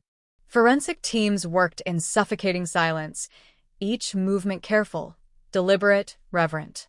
Every fragment was documented, photographed, lifted with gloved hands. Every fiber preserved, every shard catalogued. By dawn, the sun crept weakly through the broken windows, illuminating a truth that had been buried for 3 decades. Emily Carter had been there, and she had not been alone. DNA testing confirmed what everyone already knew. The remains matched the profiles of Emily Carter, Nina Morales, Rachel Kim, and Heather Collins. 4 women. 4 cold cases. 1 killer. Chicago awoke to horror. News alerts exploded across phones. Helicopters circled overhead. Streets clogged with camera crews. Grieving families gathered behind police barricades, clutching photographs, memories, unanswered prayers. After 30 years, the dead had finally been found. But closure did not follow. Only rage. Daniel Rowe was arrested within hours. He did not resist. He did not protest. He did not cry. He simply stared ahead, expression flat, as if the world had finally caught up to a story he had long since finished telling. Inside the interrogation room, the atmosphere shifted. The power he once held was gone. The silence now belonged to the detectives. "You said we'd never find her," Hale said. Daniel said nothing. "You buried them beneath concrete," Hale continued. "You sealed them away. You thought time would erase them. Still nothing. Hale leaned closer. But time remembered. A flicker passed through Daniel's eyes. Not fear. Something closer to disappointment. They were supposed to stay quiet, he whispered. And in that single sentence, 30 years of terror crystallized. He began to talk. Not in a rush. Not in fragments. But in a slow, measured cadence, as if reading aloud from a book only he had ever opened. He spoke of watching. Of choosing. Of planning. Of patience. He described how he followed Emily for weeks, memorizing her routines, learning the rhythm of her steps, the timing of her exits, the way she hugged her coat tighter when the wind picked up. She walked fast, he said, like she was always running from something. He told them how he pulled alongside her in the rain, asked for directions, lowered his voice, softened his posture. How she hesitated. How she leaned closer. How the door slid open. He paused often, not from emotion, but from recollection. She trusted me, he said. The room seemed to shrink. The city outside roared. He spoke of the others. Different faces. Different streets. The same fear. The same silence. The same ending. Each confession carved another wound into the hearts of those listening. When he finished, no one spoke. Because there was nothing left to say. The trial became a spectacle. Crowds packed the courthouse steps. Families sat rigid in the gallery, hands clasped, eyes hollow. Survivors testified. Experts dissected his mind. Prosecutors laid out decades of predation. Daniel remained eerily calm throughout. No remorse. No tears. Just observation. As if the courtroom were another street corner, another place to watch the world move without him. He was convicted on all counts. For life sentences. No possibility of parole. The doors closed behind him. And yet, something still felt unfinished. Because even with bodies recovered, even with a confession, the shadows lingered. Detectives returned to the maps he had drawn. The notebooks. The coded sketches. They discovered markings that didn't align with the 4 known victims. Extra routes. Extra locations. Extra dates. The implication was chilling. How many more? How many had vanished into places never searched? How many families still waited for answers that would never come? Search operations expanded again. But time had erased too much. Construction. Development. Flooding. Fire. Entire landscapes had transformed. Whatever other secrets Daniel Rowe had buried, the city might never reclaim. And so the case closed, but the fear did not. Because the most terrifying truth was not that one man had killed. It was that he had done so quietly, patiently, for years, right beside everyone. Chicago resumed its rhythm. Trains ran. Lights flickered. People hurried through the rain. But beneath the noise, something had changed. Every shadow felt heavier. Every stranger's gaze lingered too long. Every white van became a question. And somewhere in the silence, the echoes of 4 lost voices still whispered. Not for vengeance, but to be remembered. The city did not exhale when the verdict was read. It inhaled and held its breath. Because even as the iron doors slammed shut behind Daniel Rowe, sealing him away from the world, the fear he had planted remained, coiled in the collective chest of Chicago, pulsing with every memory, every headline, every whisper of what had been uncovered beneath layers of concrete and decades of denial. For bodies had been found. For families had finally buried their dead. But the story refused to end. In the weeks after the trial, something strange happened. Calls continued to flood the tip lines. Letters arrived at the district attorney's office. Emails poured into newsroom inboxes. Stories surfaced, one after another, like ghosts rising from disturbed earth. A woman from Gary, Indiana, claimed she had escaped a van in 1992. A retired nurse from Joliet remembered treating a young woman with rope burns who refused to give her name. A truck stop clerk near the Wisconsin border recalled a delivery driver with blood on his sleeve, buying cleaning supplies at 3 in the morning. None of it could be proven. None of it could be tied conclusively to Daniel. But together, they formed a sickening possibility that the 4 discovered victims were not the full count. That beneath the city's streets, beneath its highways and rivers, beneath its new buildings and old foundations, more stories lay sealed away. Detectives reopened Daniel's notebooks. Each page felt like trespassing. There were dates without names, coordinates without explanation, short phrases scrawled in cramped handwriting, quiet, fast rain, midnight. And always, always, the river, the Calumet. They dredged it again. And again. They searched abandoned lots, derelict factories, forgotten drainage tunnels. They scanned satellite images from the 1990s. They compared construction permits with his delivery logs. Still nothing. Time had done its work too well. Families of missing women attended the hearings, sitting in the back rows, clutching hope like a fragile relic. They searched Daniel's face for recognition, for guilt, for some flicker that might suggest their loved ones were among his secrets. They found nothing, because Daniel did not look back. In prison, he retreated into silence, refusing all further interviews. Letters from journalists went unanswered. Psychologists received nothing but blank stares. Chaplains were turned away. He had spoken once, and only once. The rest of the story would die with him. Meanwhile, the city grappled with its own reflection. How had this gone unnoticed? How had a predator moved so freely, so patiently, for years? Community meetings filled auditoriums. Neighborhood patrols multiplied. Late-night bus routes were redesigned. Street lighting projects accelerated. Self-defense classes sold out within hours. Fear rewired the rhythms of everyday life. Women altered their routes home. Friends insisted on walking each other to doorsteps. Parents waited up past midnight, listening for the sound of keys and locks, breaths finally releasing only when the door closed safely behind their daughters. Every passing van slowed hearts. Every stranger's question felt loaded. And beneath it all, the unspoken understanding that safety was an illusion carefully maintained by routine, and that once shattered, it could never be fully restored. For Emily Carter's family, the aftermath was its own quiet devastation. Her sister visited the recovered remains in the medical examiner's office, standing behind glass, unable to touch, unable to cry. Her mother collapsed when she heard the confirmation, grief delayed for 30 years crashing through her in a single, merciless wave. Her father said nothing at all, simply stared at the wall for hours, as if waiting for the universe to explain itself. They buried Emily on a gray morning, rain misting across rows of silent headstones. The city seemed to hold its breath with them. A life stolen, a future erased. But now, at least, a place to mourn.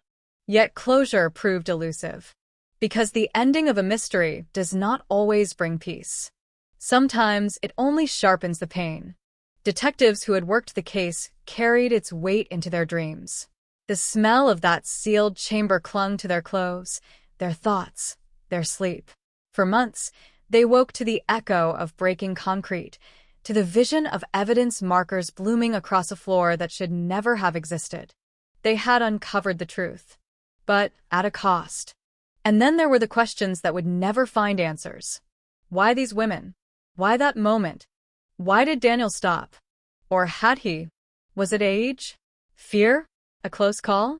Or simply the slow extinguishing of whatever dark hunger once drove him? No one knew.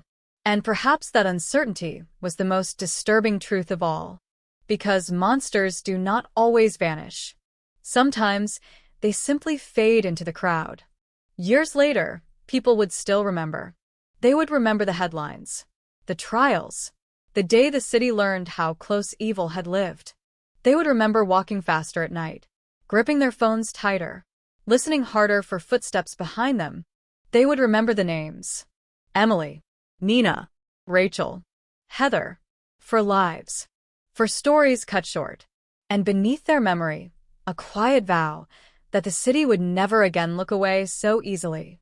But deep in the silence, another truth lingered. That for every case solved, there are others that never will be. And that somewhere, in forgotten corners, unanswered questions still breathe, waiting. Long after the courtroom emptied, after the cameras packed up, after the city tried to return to its routines, the case refused to stay buried. It lingered in quiet places, in desk drawers, in sleepless nights, in the gaps between heartbeats. Detective Marcus Hale found himself returning again and again to the evidence room, standing alone beneath flickering fluorescent lights, staring at the boxes that now bore 4 names. Everything had been cataloged. Everything had been processed. Everything had been sealed. And yet, something felt unfinished. It was a feeling he couldn't explain. Not suspicion. Not doubt. Something closer to unease. As though the story Daniel had told, detailed, chilling, methodical, was still incomplete. As though beneath the confessions lay another layer, carefully folded, deliberately hidden. So Hale began again. He read every transcript, reviewed every interrogation, replayed every recorded word. He listened not for what Daniel said, but for what he avoided. Patterns emerged. Whenever the timeline approached certain months, Daniel's voice slowed. When asked about specific neighborhoods, he deflected. When shown maps of industrial zones near the outskirts of the city, he changed posture, subtly but unmistakably. His body knew where his mouth refused to go. Hale cross-referenced the coordinates in Daniel's notebooks with long-forgotten zoning records. He traced delivery routes no longer visible on modern maps. He overlaid transit patterns from the 1990s onto present-day satellite images. And slowly, a new constellation took shape. Not 4 points, but 7.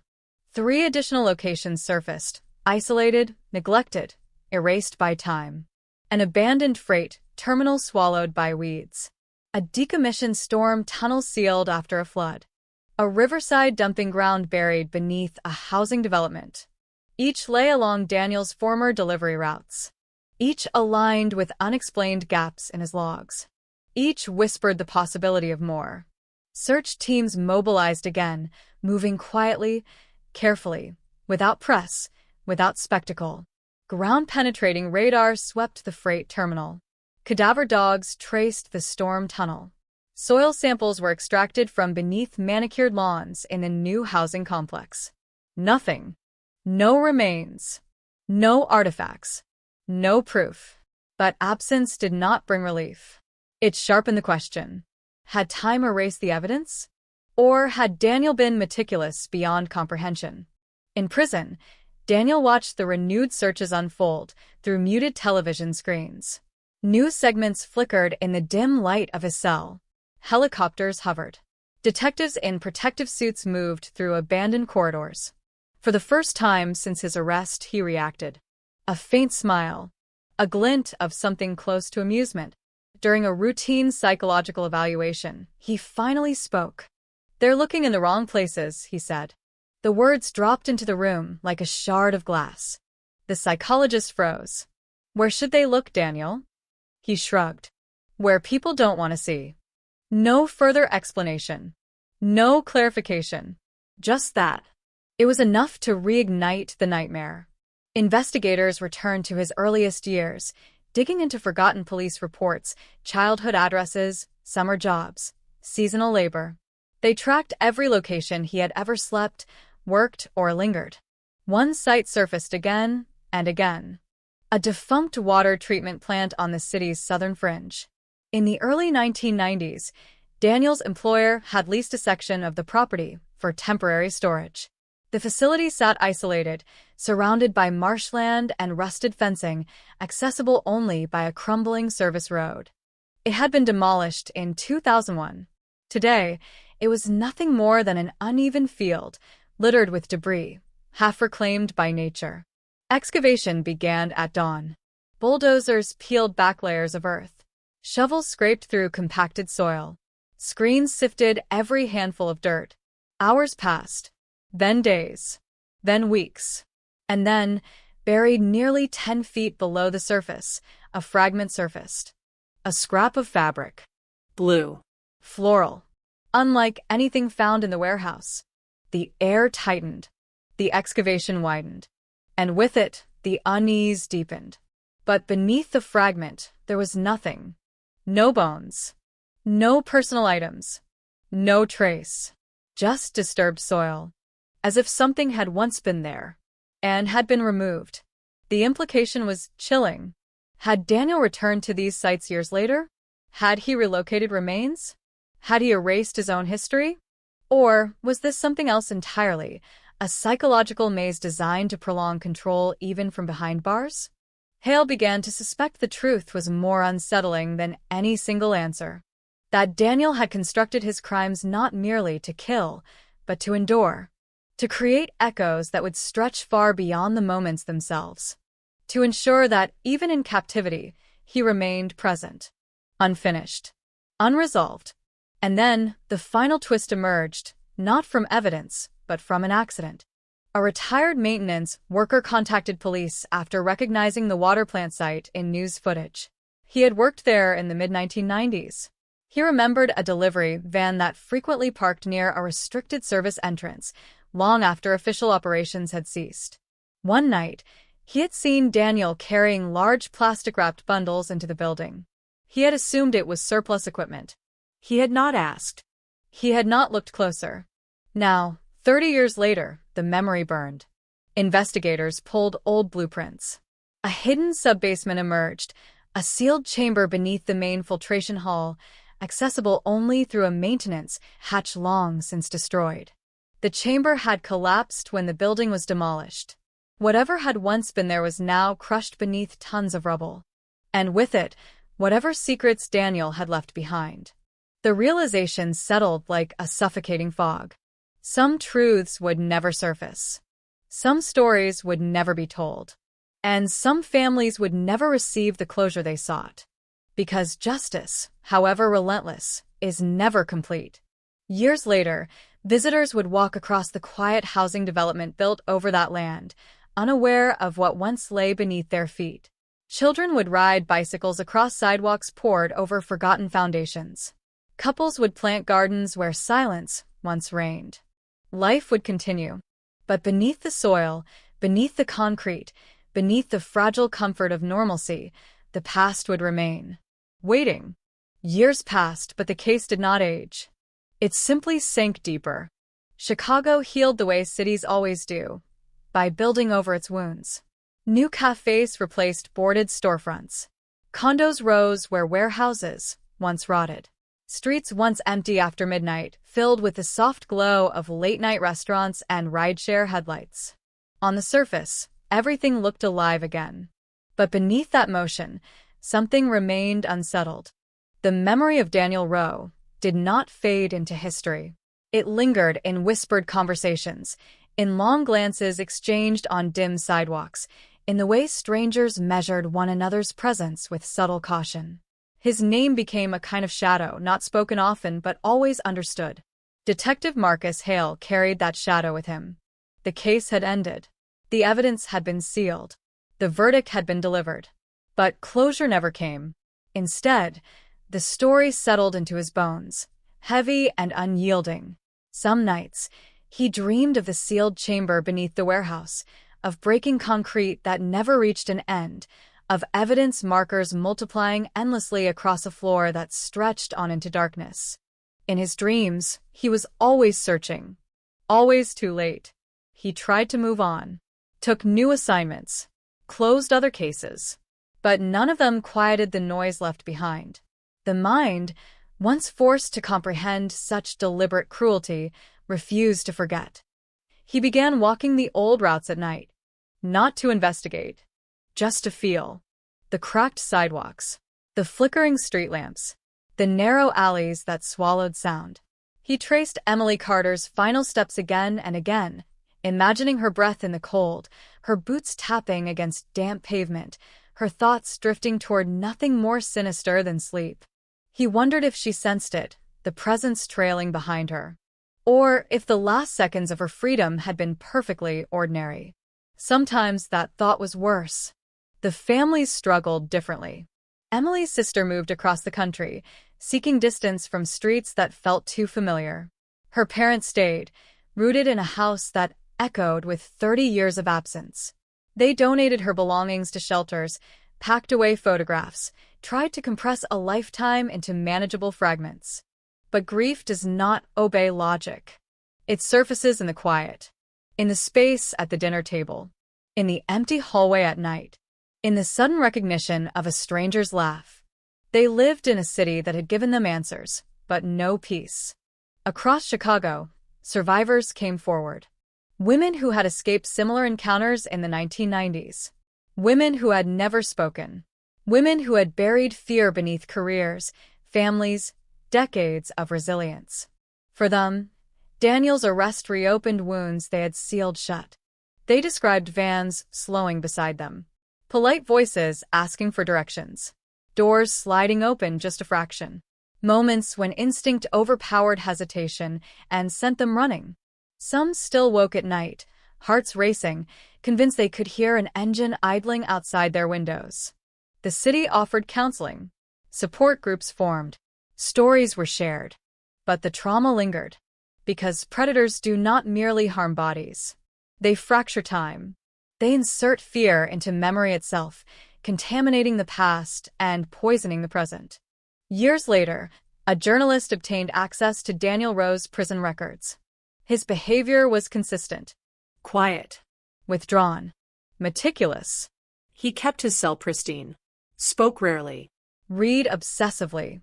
Wrote constantly, though most of his writing was confiscated, deemed too cryptic, too disturbing, too deliberately provocative.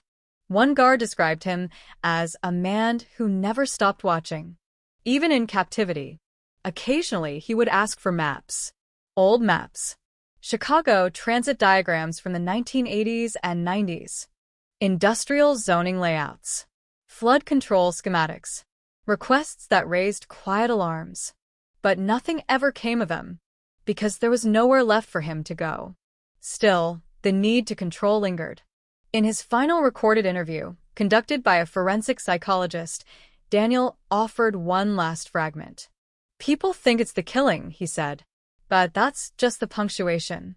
"What's the sentence?" the psychologist asked. Daniel considered. "The waiting." The words settled heavily. And suddenly, everything made a terrible kind of sense. The stalking. The surveillance. The photographs. The maps. The notebooks. For Daniel, the act itself had never been the end. It had been the release. The city came to understand that, slowly, painfully. And in that understanding, a new fear took root. Not of sudden violence, but of silent observation. Of the unknown eyes that might be watching.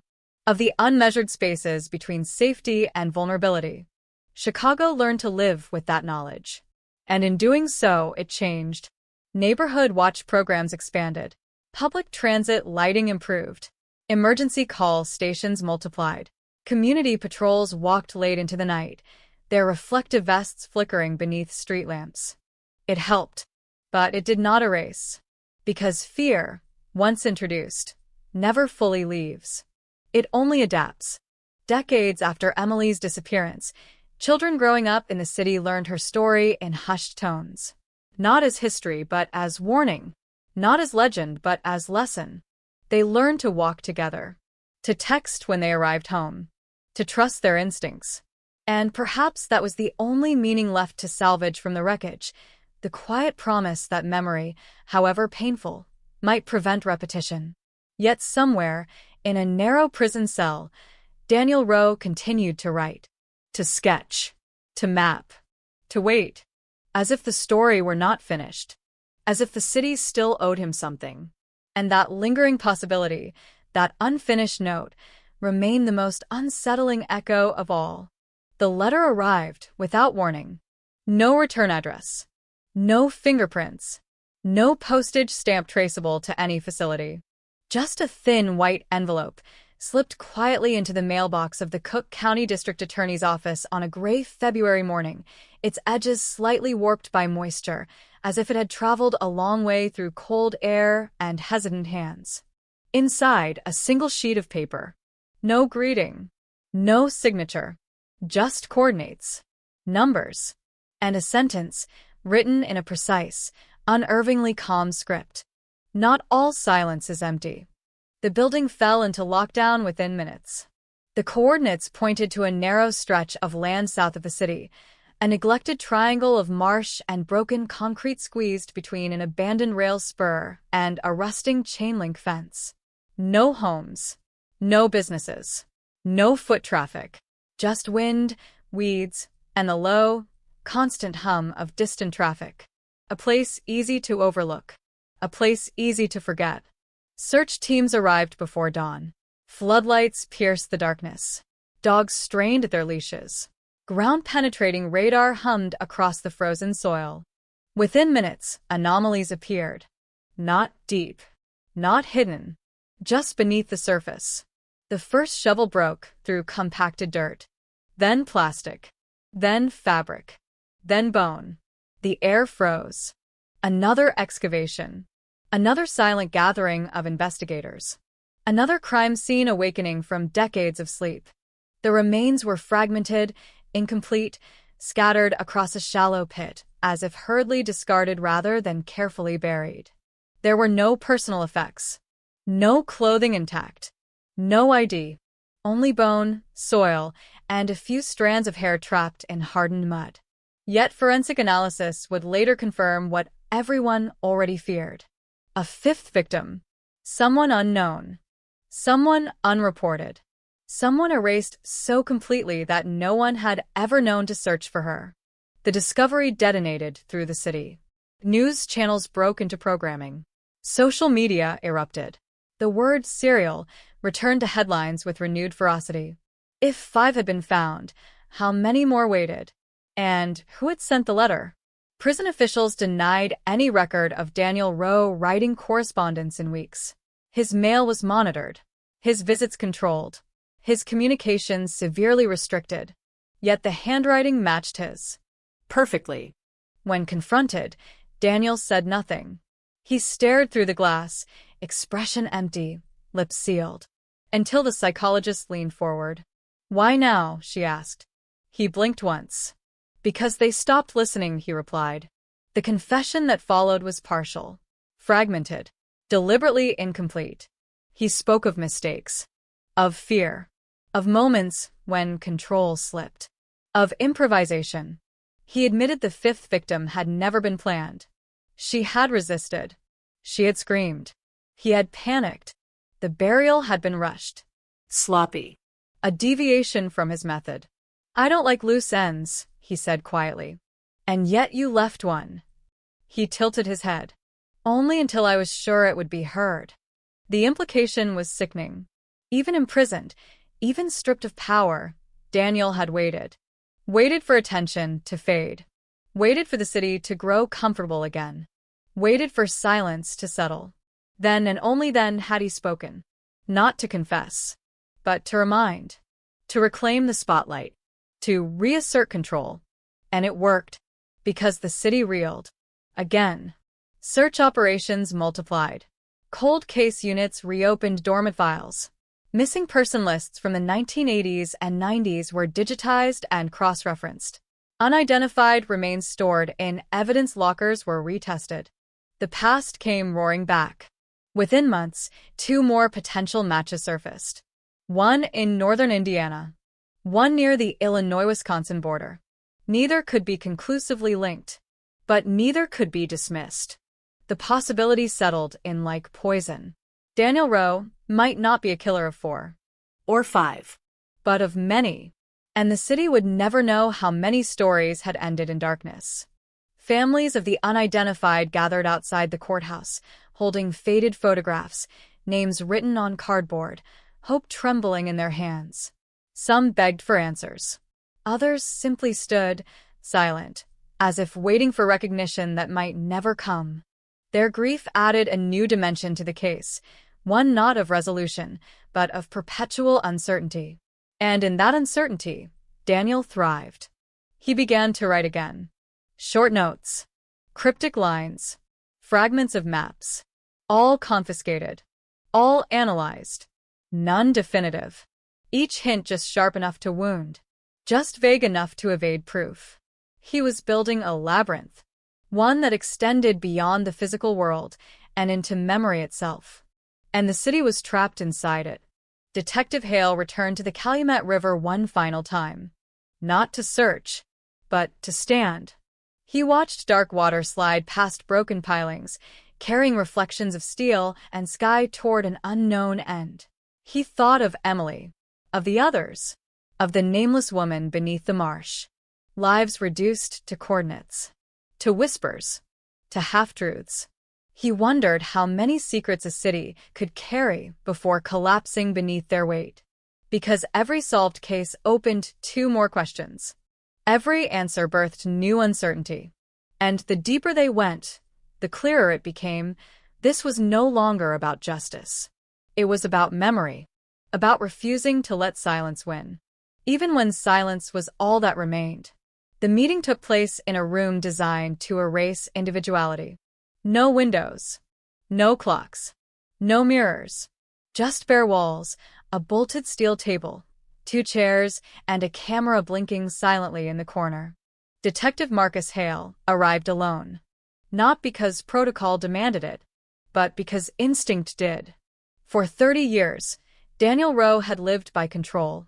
Of space, of time, of narrative. Bringing more people into that room would only fracture focus. And Hale needed every fragment of attention he possessed. The door closed behind him with a dull, final thud. Daniel sat waiting. Hands folded, back straight, eyes lifted. He looked older now, thinner, more brittle, but the stillness remained.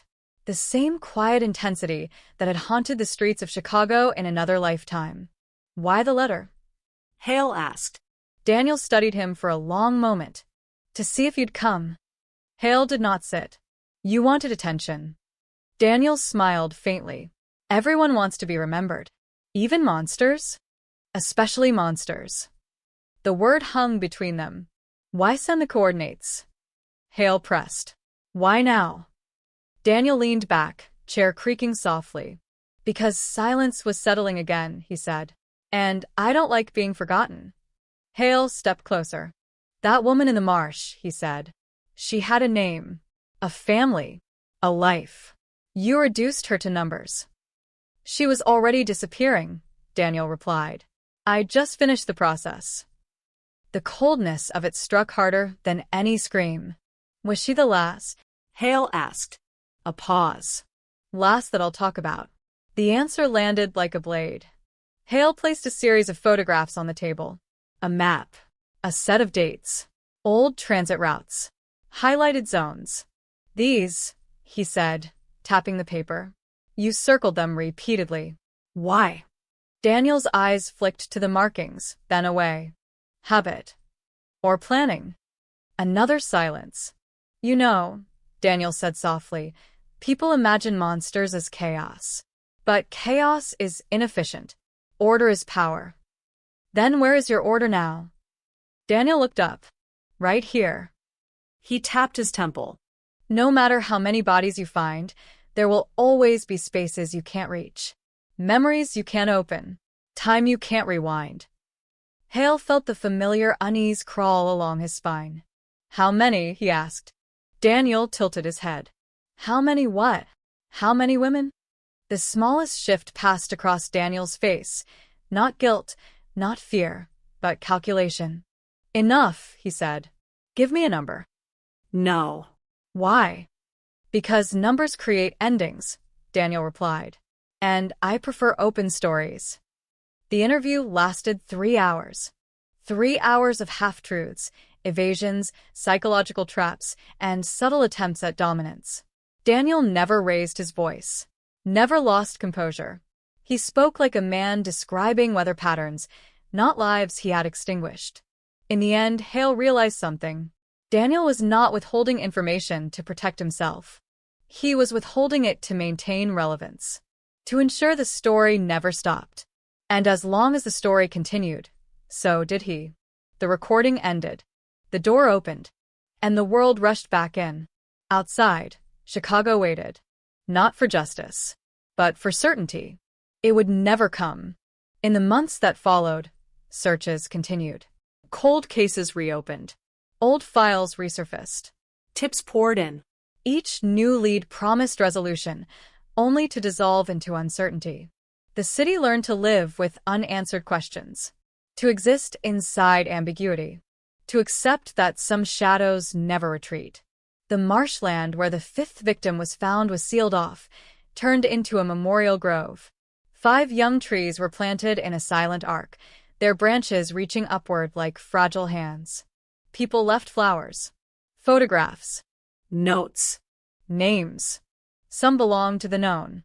Others did not. Because grief does not always require certainty. Sometimes it only requires recognition. And yet, the most disturbing realization arrived quietly. Through years of investigation, analysts began to understand that Daniel Rowe had likely chosen victims not randomly, but symbolically. Women at thresholds. Between youth and adulthood. Between work and home. Between visibility and anonymity. Moments when identity blurred. Moments when the world paid the least attention. He did not hunt bodies. He hunted transitions. And that understanding reshaped how the city saw itself. Because cities are built on transitions. They breathe through movement. They exist in the spaces between destinations.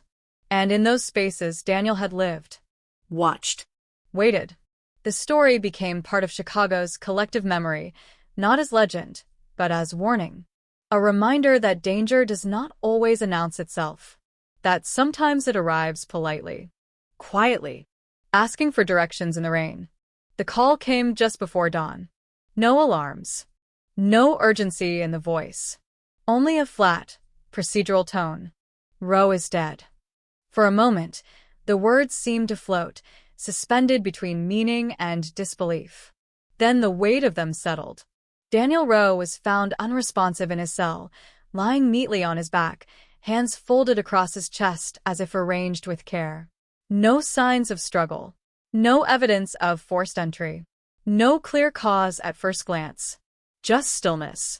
An autopsy would later confirm what many suspected: cardiac arrest, accelerated by years of untreated hypertension, stress, and the slow erosion of a body confined. Natural causes. No final confession. No last message. No answers. The timing felt deliberate. After the letter. After the fifth body. After the city had been pulled back into his labyrinth. And then, silence. Again. Prison officials cataloged his belongings. Letters. Books. Sketches. Maps. Notebooks stacked with cryptic symbols and fragmented phrases. Each page examined, analyzed, dissected. There were coordinates that led nowhere. Names that matched no records. Dates unlinked to any known event. A final maze. As if Daniel had constructed a riddle meant to outlive him. And perhaps it would. Detective Hale stood alone in the evidence room, flipping through the pages one last time. He traced the lines with his eyes, searching for coherence, for pattern, for anything that might untangle the knots Daniel had left behind. But there was nothing. Just fragments. And a growing certainty that this was exactly what Daniel wanted. To leave behind a story that could never fully close. Because a closed story ends. And Daniel refused to end. The city reacted in waves. Relief came first, a quiet exhale from those who had lived for decades under the weight of his name. Then anger, raw and unsatisfied, that he had escaped further questioning, further exposure, further accountability. Families of the victims stood before microphones, voices trembling. "He took everything from us," Emily's sister said. And in the end, he took the truth too. Some demanded his notebooks be released. Others begged they be sealed forever. Chicago debated. But the pages remained locked away, buried in archives where they would likely never be read again. Because there are stories too dangerous to amplify. Time passed. Buildings rose. Streets shifted. New generations walked the sidewalks where old ghosts once lingered. For many, Daniel Rowe faded into a footnote, a chapter in the city's dark history. But for others, the echoes never stopped. Hale retired 5 years later. On his last night, he walked Emily's route one final time. The diner was gone. The alley was sealed. The streetlights had been replaced with softer, warmer lamps. Music drifted from open windows. Laughter spilled onto the pavement. Life had reclaimed the night. He stood where her last confirmed step had been recorded and closed his eyes. For a moment, he imagined hearing her footsteps beside his. Then the sound dissolved into traffic. And the city moved on. The memorial grove, near the marsh, grew tall. 5 trees reached toward the sky, their branches intertwining. In spring, blossoms softened the air. In autumn, leaves fell in quiet spirals, settling over the earth like whispered prayers. Visitors still came. Some brought flowers. Some brought photographs. Some brought nothing but silence. And in that silence, the story of Chicago's darkest cold case lived on, not as spectacle, not as horror, but as remembrance. Because the greatest cruelty is not death. It is erasure. And the city refused to let that happen. Even if the full truth would never be known, the city did not mark the anniversary. No ceremonies. No official speeches. No public remembrance. Because some wounds, once opened, are never meant to be displayed. They are meant to be carried. Quietly. In the years that followed Daniel Rowe's death, Chicago learned how to live alongside unanswered questions. Streets once haunted by fear filled again with footsteps, laughter, the ordinary chaos of daily life. Cafes spilled warm light onto sidewalks. Trains rattled past sleeping neighborhoods.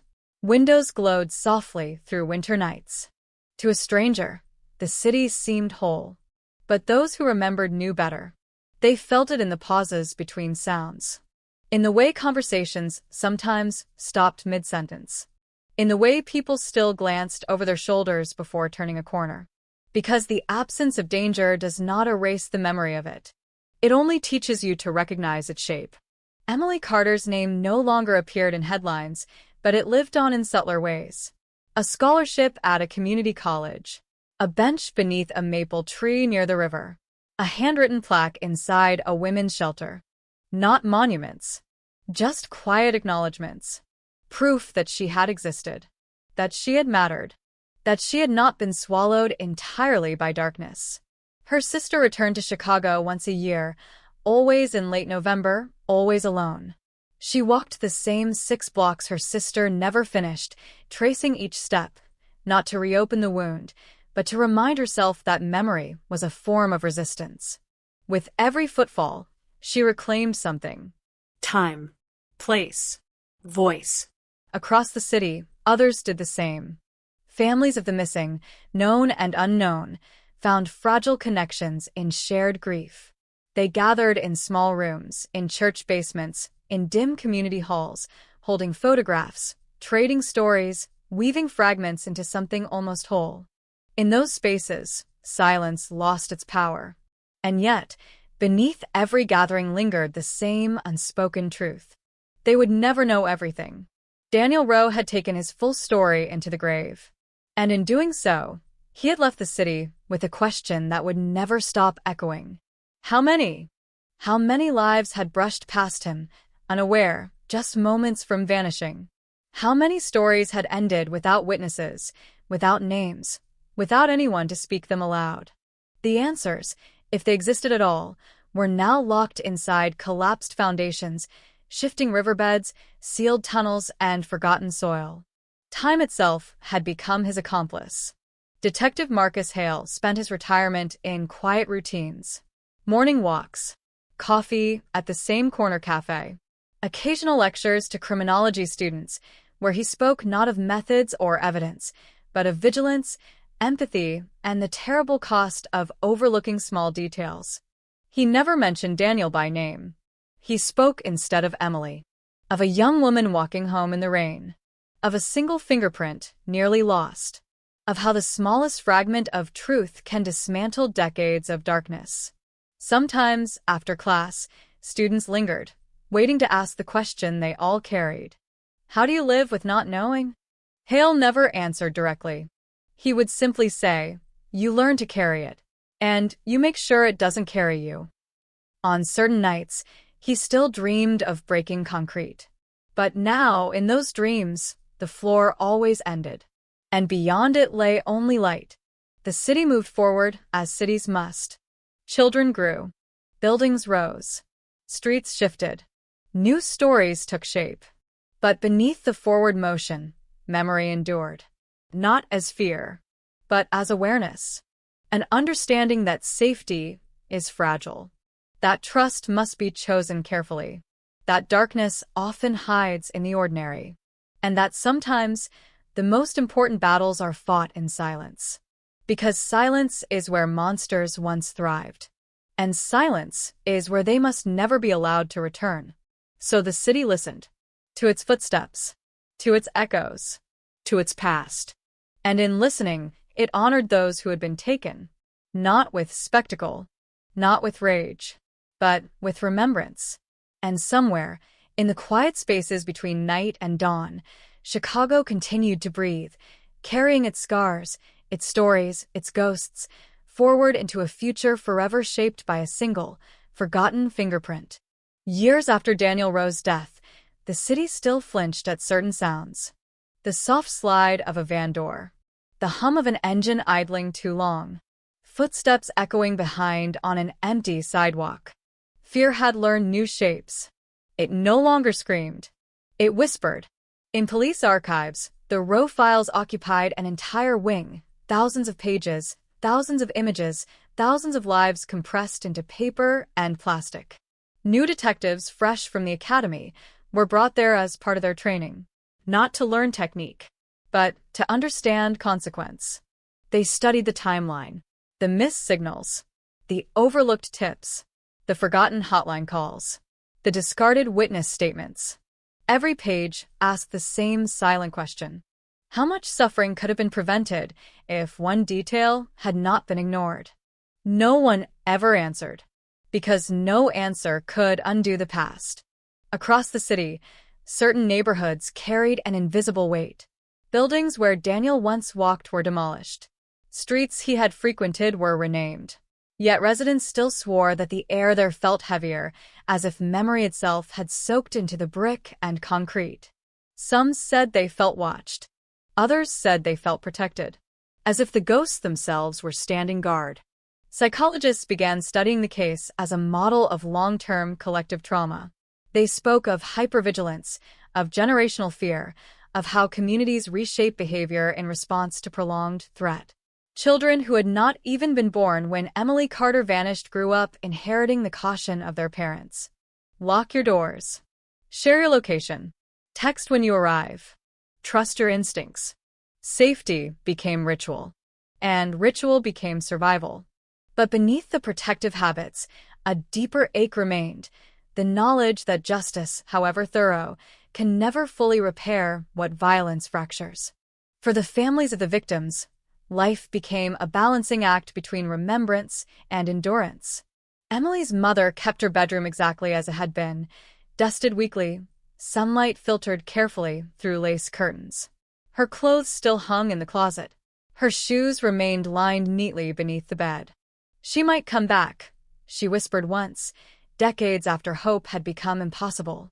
Nina Morales' brother joined the police force, driven by a need to stand between others and the darkness that had taken his sister. He worked night patrol, walking streets where fear once ruled, determined that no one else would vanish unnoticed. Rachel Kim's parents left the country, returning to South Korea, unable to bear the geography of loss. Yet every year, on the anniversary of her disappearance, they lit candles by their window, thousands of miles away, whispering her name into the quiet. Heather Collins' daughter, born months after her mother vanished, grew up knowing her only through stories and faded photographs. On her 18th birthday, she stood before the memorial grove, fingers brushing the bark of the fifth tree, and wept for a woman she had never met, yet felt inside her bones. Each family carried their own version of the same grief. Different shapes, same weight.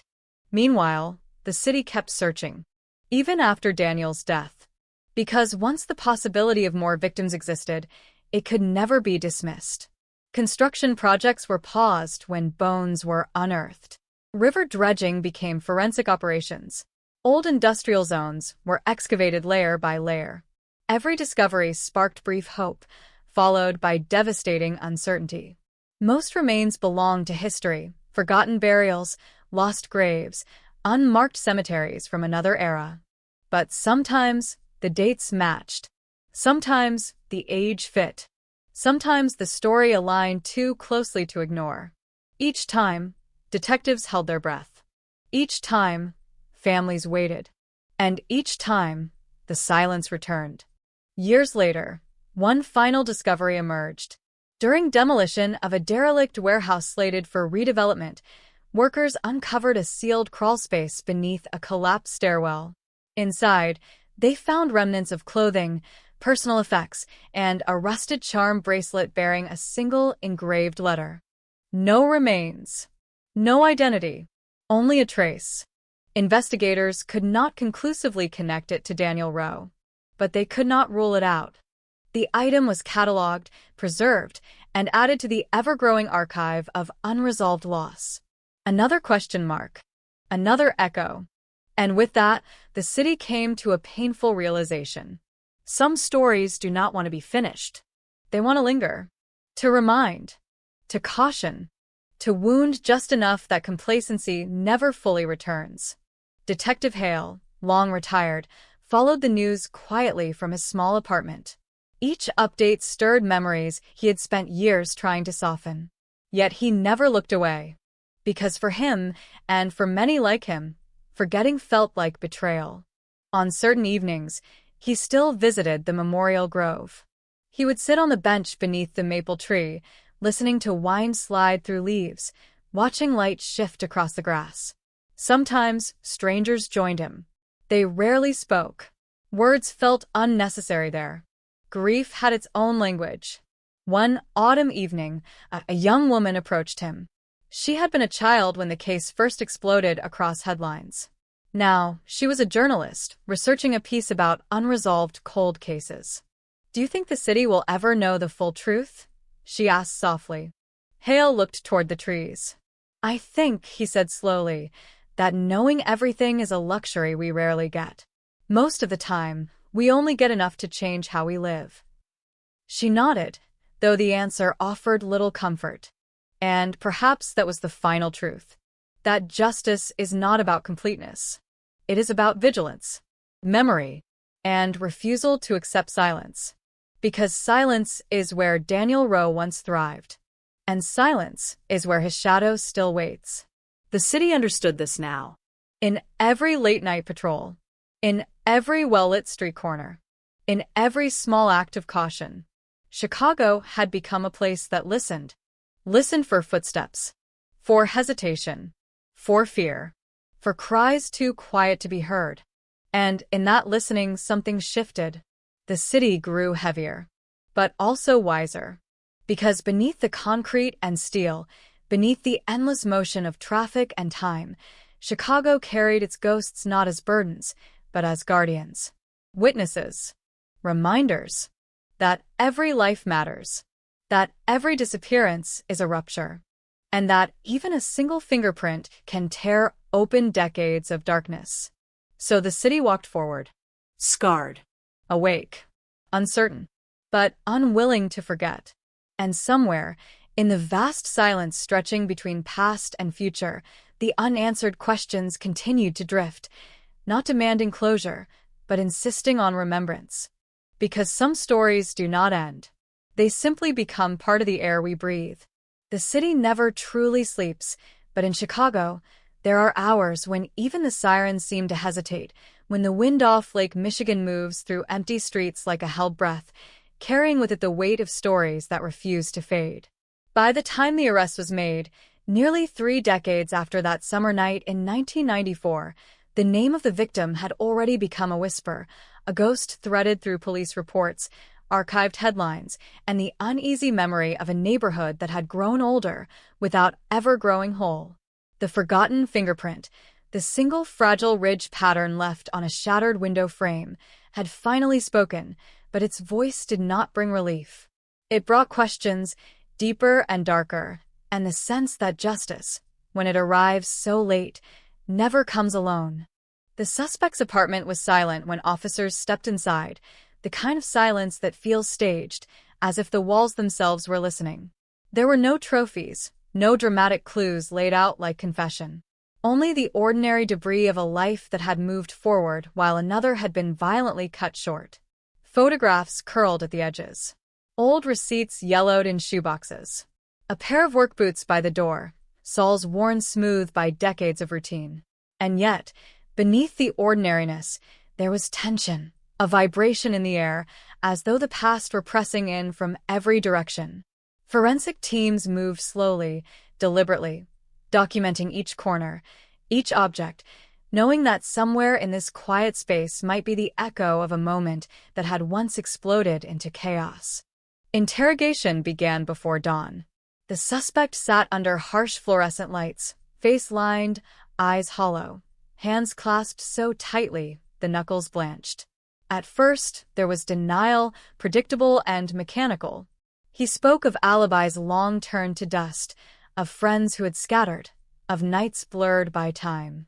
But the fingerprint lay on the table between him and the detectives like a loaded weapon. Enlarged, labeled, irrefutable. A perfect match, preserved in a database that had not existed when the crime was committed, waiting patiently for technology to catch up. When the evidence was finally pushed across the table, the room changed. The air thickened. Silence stretched. And in that silence, something cracked. His story, when it came, did not unfold in neat lines. It spilled out in fragments, jagged and disjointed, punctuated by long pauses and shallow breaths. He spoke of anger, of humiliation, of a confrontation that had spiraled out of control in seconds. He described the apartment as it had been that night, the stale smell of beer, the dim yellow glow of a flickering kitchen light, the rain tapping against the windows like a countdown. He admitted to being there, admitted to touching the window frame, but hesitated at the edge of the final truth, circling it, retreating, approaching again, as if afraid of what would happen once the words were fully formed. Outside, news of the arrest spread with the speed of electricity. Reporters crowded the sidewalks. Cameras rose like a forest of black glass eyes. For the community, the announcement reopened wounds that had never properly closed. Old neighbors called one another, voices trembling as they recalled the night police cars had lined the street, the way the building had seemed to sag under the weight of grief. Some felt vindication. Others felt only exhaustion. Parents who had once warned their children to come home before dark now watched grandchildren walk those same blocks, unaware of the history beneath their feet. The past had returned, and it demanded to be acknowledged. In the courtroom, the trial unfolded as a collision between memory and proof. Prosecutors laid out the timeline with clinical precision, reconstructing the final hours of the victim's life from fragments, a receipt from a corner store, a neighbor's recollection of raised voices, a bus schedule that placed the suspect near the scene. The fingerprint, magnified and projected on a massive screen, became the silent star witness, its looping ridges a map of guilt. Defense attorneys fought back with the erosion of time, arguing contamination, coincidence, the unreliability of decades-old recollections. But the science held. The match was undeniable. Each ridge aligned. Each bifurcation confirmed. A single touch, preserved against all odds, had bridged 30 years. Yet even as the legal machinery ground forward, the deeper mystery remained. Why had the case gone cold in the first place? How had a fingerprint, collected diligently in 1994, been lost in the labyrinth of paper files and outdated systems? Former detectives were called to testify, their hair now gray, their voices carrying a mix of pride and regret. They spoke of limited resources, of overwhelming caseloads, of a city drowning in violence at the time. They described nights when the radios never stopped crackling, when homicides stacked up faster than they could be solved. In that chaos, one case among hundreds had slipped into the shadows, not because it mattered less, but because the system itself was stretched to the breaking point. For the victim's family, the trial was a relentless reopening of grief. Each photograph displayed, each forensic detail recited, dragged them back to a moment they had spent decades trying to survive. They sat in silence, hands intertwined, eyes fixed on the witness stand, searching the faces of strangers for something that resembled closure. But closure, they would learn, is a fragile promise. It rarely arrives whole. Instead, it comes in pieces. A verdict, a sentence, a name finally spoken aloud in a courtroom, a death no longer reduced to an unsolved file number. The verdict, when it came, was swift. Guilty. A single word that reverberated through the chamber like a gunshot. The suspect's shoulders slumped. The room exhaled. Outside, reporters relayed the news in urgent tones, headlines flashing across screens. A decades-old mystery solved, a killer unmasked, a city vindicated. But beneath the triumphant language, there lingered an uncomfortable truth. Nothing could restore what had been taken. No sentence could rewind time. The fingerprint had delivered justice, but it could not deliver peace. In the weeks that followed, the story began to fade from the front pages, replaced by newer tragedies, fresher scandals. Yet in the neighborhood where it all began, the echoes remained. The building still stood, renovated now, its windows gleaming, its hallways freshly painted. New tenants passed through doors that once bore police tape, unaware of the history soaked into the bricks. Sometimes, late at night, long-time residents swore they could still hear the distant wail of sirens, the murmured prayers, the heavy footsteps on the stairs. The city had moved on, but memory is stubborn. It clings to place, to atmosphere, to the smallest details. And then there was the fingerprint itself, archived once more, this time as a symbol of both failure and hope. It represented a moment when the system faltered, and another when it finally rose to meet its responsibility. It stood as proof that even the smallest trace can outlive decades of neglect, that truth has a way of waiting, patient and unyielding, for the right moment to emerge. In laboratories across the country, technicians revisited old files, re-examined dusty envelopes, scanned brittle cards, searching for other silent witnesses hidden in plain sight. Because somewhere in basements and storage rooms, in forgotten boxes and mislabeled folders, there are more fingerprints, more fragments, more unanswered questions. Each one belongs to a story still suspended in time, to families still waiting for a knock on the door, to communities still carrying the weight of uncertainty.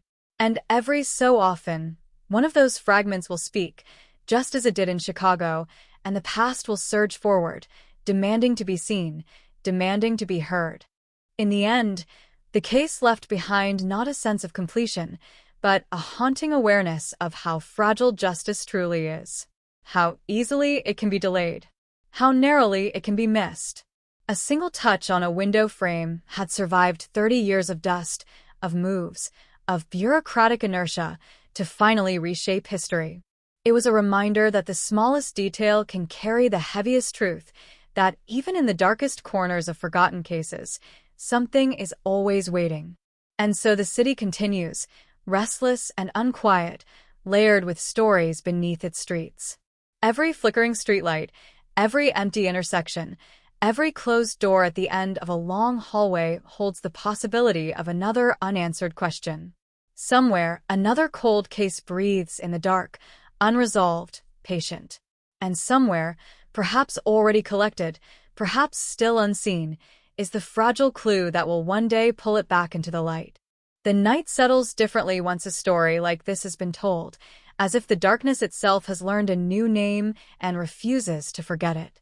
In Chicago, the wind still drifts between buildings like a wandering witness, carrying echoes of footsteps long erased from the pavement, and in those quiet hours when the traffic thins and the city exhales, the memory of 1994 presses closer, sharper, more insistent.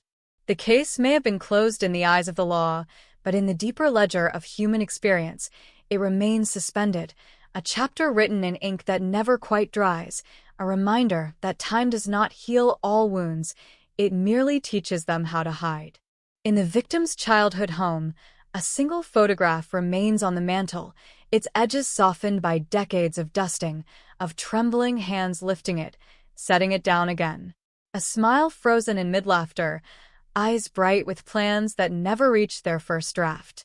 Family members still pause there before leaving the house, as if seeking permission to step back into a world that continued without that face in it. The arrest changed the rhythm of their days, but not the ache behind it. Justice arrived, yes, but it arrived like winter, cold and late, stripping away illusions rather than restoring warmth. There are answers now, but answers do not rebuild futures. They only explain why they were lost. For the detectives who reopened the file, the case became a dividing line in their careers, a stark lesson etched into long nights and silent drives home.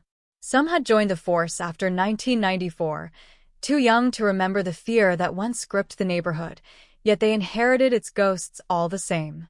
They spoke of the strange intimacy that forms when you live inside another person's final moments, when every detail becomes personal, every inconsistency an affront. They described the slow burn of obsession, the way the victim's name crept into their thoughts during mundane moments, in grocery store aisles, at stoplights, in the half-sleep before dawn. Solving the case did not free them. It bound them more tightly to the truth that for every success, there are dozens of failures still waiting. Across the city, other families listened to the news with cautious hope. They had their own missing, their own unsolved, their own names carved into the margins of police reports. The Chicago arrest was a spark in a long darkness, proof that persistence could still pierce the veil of years. Phones rang in precincts, letters arrived in careful handwriting, strangers asking if maybe, just maybe, their story could be next.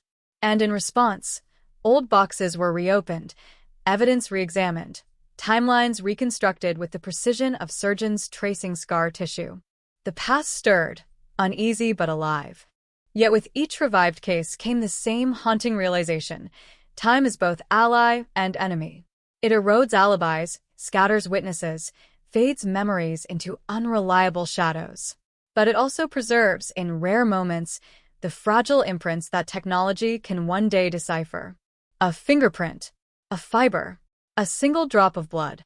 These are the artifacts that outlast human certainty, waiting in silence for the future to understand their language. And when that understanding finally arrives, it brings not only resolution, but reckoning, a confrontation with all the years in between. In courtrooms and laboratories, the narrative of justice continues to evolve, shaped by algorithms and databases, by machines capable of detecting what the human eye cannot. But beneath the sterile glow of forensic science, the emotional truth remains unchanged. Every cold case is a human story interrupted, a heartbeat cut short, a circle left open. No amount of technological advancement can fully bridge that gap. It can only illuminate it, revealing the scale of what has been lost.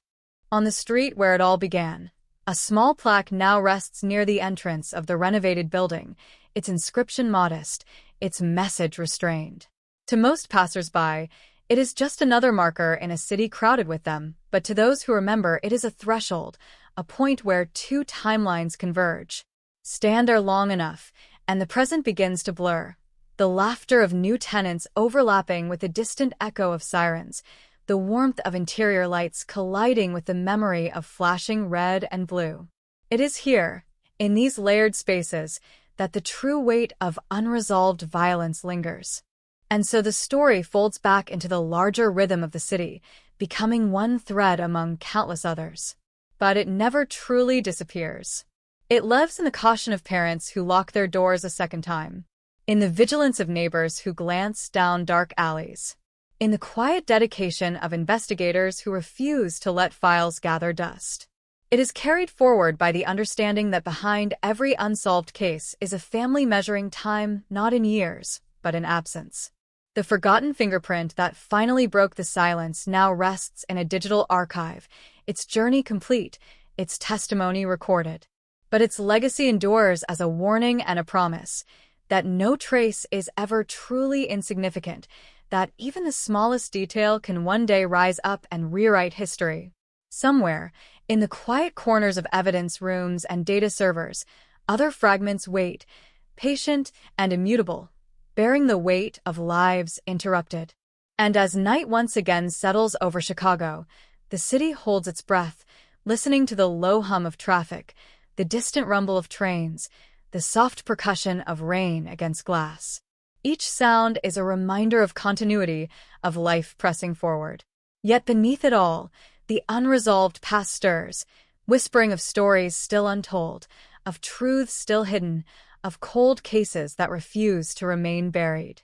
In that tension between movement and memory, the legacy of 1994 endures, a shadow stretching across decades, a question that will never fully fade.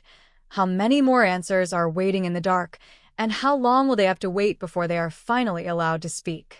The city breathes in layers, each decade stacked on the last like sediment, each story pressed into the streets until even the concrete remembers. Long after the verdict, long after the headlines have yellowed and the footage has been archived, the legacy of the case still moves through Chicago like a low current, unseen but persistent, shaping the way people walk, the way they listen, the way they lock their doors at night. It is not fear anymore. Fear burns hot and fast. This is something colder, quieter, an awareness that never fully sleeps. In certain neighborhoods, old residents still speak in lowered voices when the conversation drifts toward the past. Not because they are afraid of being heard, but because some memories demand reverence, the way a church demands silence. They remember the summer air of 1994, thick and heavy, the kind that clings to skin and makes every sound feel closer. They remember the helicopters, the tape, the blue lights washing over brick walls like ghostly tides. They remember the way parents pulled their children inside before the streetlights came on, the way laughter vanished from stoops and porches. Those memories never left. They only learned how to hide behind routine. Years later, new families moved in. New names on mailboxes. New curtains in the windows. Life layered itself over the old scars. But scars do not vanish. They become part of the structure. You don't see them until you know where to look. A cracked step that never quite gets fixed. A basement door that always sticks. A hallway that feels too narrow, too quiet. Places remember what people try to forget. For the victim's family, time became something abstract. Not a line moving forward, but a circle they kept walking, passing the same emotional landmarks again and again. Birthdays that felt incomplete. Holidays with empty chairs. Photographs that never aged while the world around them did. The arrest gave them a name, a face, a courtroom moment of truth, but it did not give them back what had been taken. It gave them something else instead, a strange, heavy clarity, the knowledge that the story had an ending, even if their grief did not. They learned to live with two realities at once, the relief of knowing and the pain of knowing too late. In police academies, the case began to be taught as more than a success story. It became a cautionary tale, a lesson in systems, not just suspects. Recruits studied how evidence can be lost without being destroyed, how truth can be buried without being erased, how bureaucracy can become a second crime scene. They learned that justice is not only about catching someone, it is about not losing the trail in the first place, about building structures that do not forget, about treating every detail as if it might one day be the only voice a victim has left. Veteran detectives who had lived through the original investigation carried a quieter burden. They replayed decisions in their minds, small choices that once seemed insignificant. A file put in the wrong cabinet, a lead postponed, a call not returned fast enough. None of them alone would have changed the outcome. But together, they formed a pattern, a slow drift into silence. The fingerprint had survived, but the momentum had not. That truth followed them into retirement, into empty mornings, into quiet kitchens, into long walks through neighborhoods that had changed their faces but not their bones. Some nights, they dreamed of old case files opening on their own, pages turning in invisible hands, names rising from paper like smoke. Not as accusations, as reminders. Across the city, the ripple effect continued. Cold cases were reopened, evidence rooms reorganized, databases merged, old analog records digitized. The system adapted, slowly, imperfectly, but with a new urgency. Because the fingerprint had proven something undeniable. The past is not gone. It is only waiting. Families of the missing began to speak more loudly. Vigils grew larger. Names were read aloud in public spaces. Faces appeared on banners and murals. Memory moved from private grief into collective space. The city began to carry its dead in daylight, not just in shadow. But even with progress, the unanswered remained. The unlocated, the unidentified, the unnamed. For every case solved, 10 more lingered in the dark. And in that imbalance, the true weight of unresolved violence revealed itself, not as a single tragedy, but as a slow accumulation of absence, a quiet subtraction of lives from the fabric of the city. Somewhere in Chicago, there are still streets where someone vanished and no one knows why. Apartments where laughter stopped and never returned. Corners where footsteps ended without explanation. These places do not announce themselves. They blend in. They become ordinary. That is how cold cases survive. Not in headlines. Not in sirens. But in normality. In the way a city learns to live around a hole in its memory. The forgotten fingerprint changed one story. But it did more than that. It proved that silence can be broken. That time is not always an eraser. That even after decades, truth can still surface, cold and undeniable, demanding to be seen. And that knowledge changed the atmosphere of the city. Not dramatically, not visibly, but fundamentally. People began to believe again, not in perfect justice, not in flawless systems, but in the possibility that nothing is ever completely lost. That somewhere in the quiet, something always remains. A trace, a fragment, a whisper, a mark on a window frame. And as the city moves through another night, lights flickering in high-rise windows, trains cutting through darkness, rain sliding down glass, the story continues, not as a headline, not as a case file, but as a presence.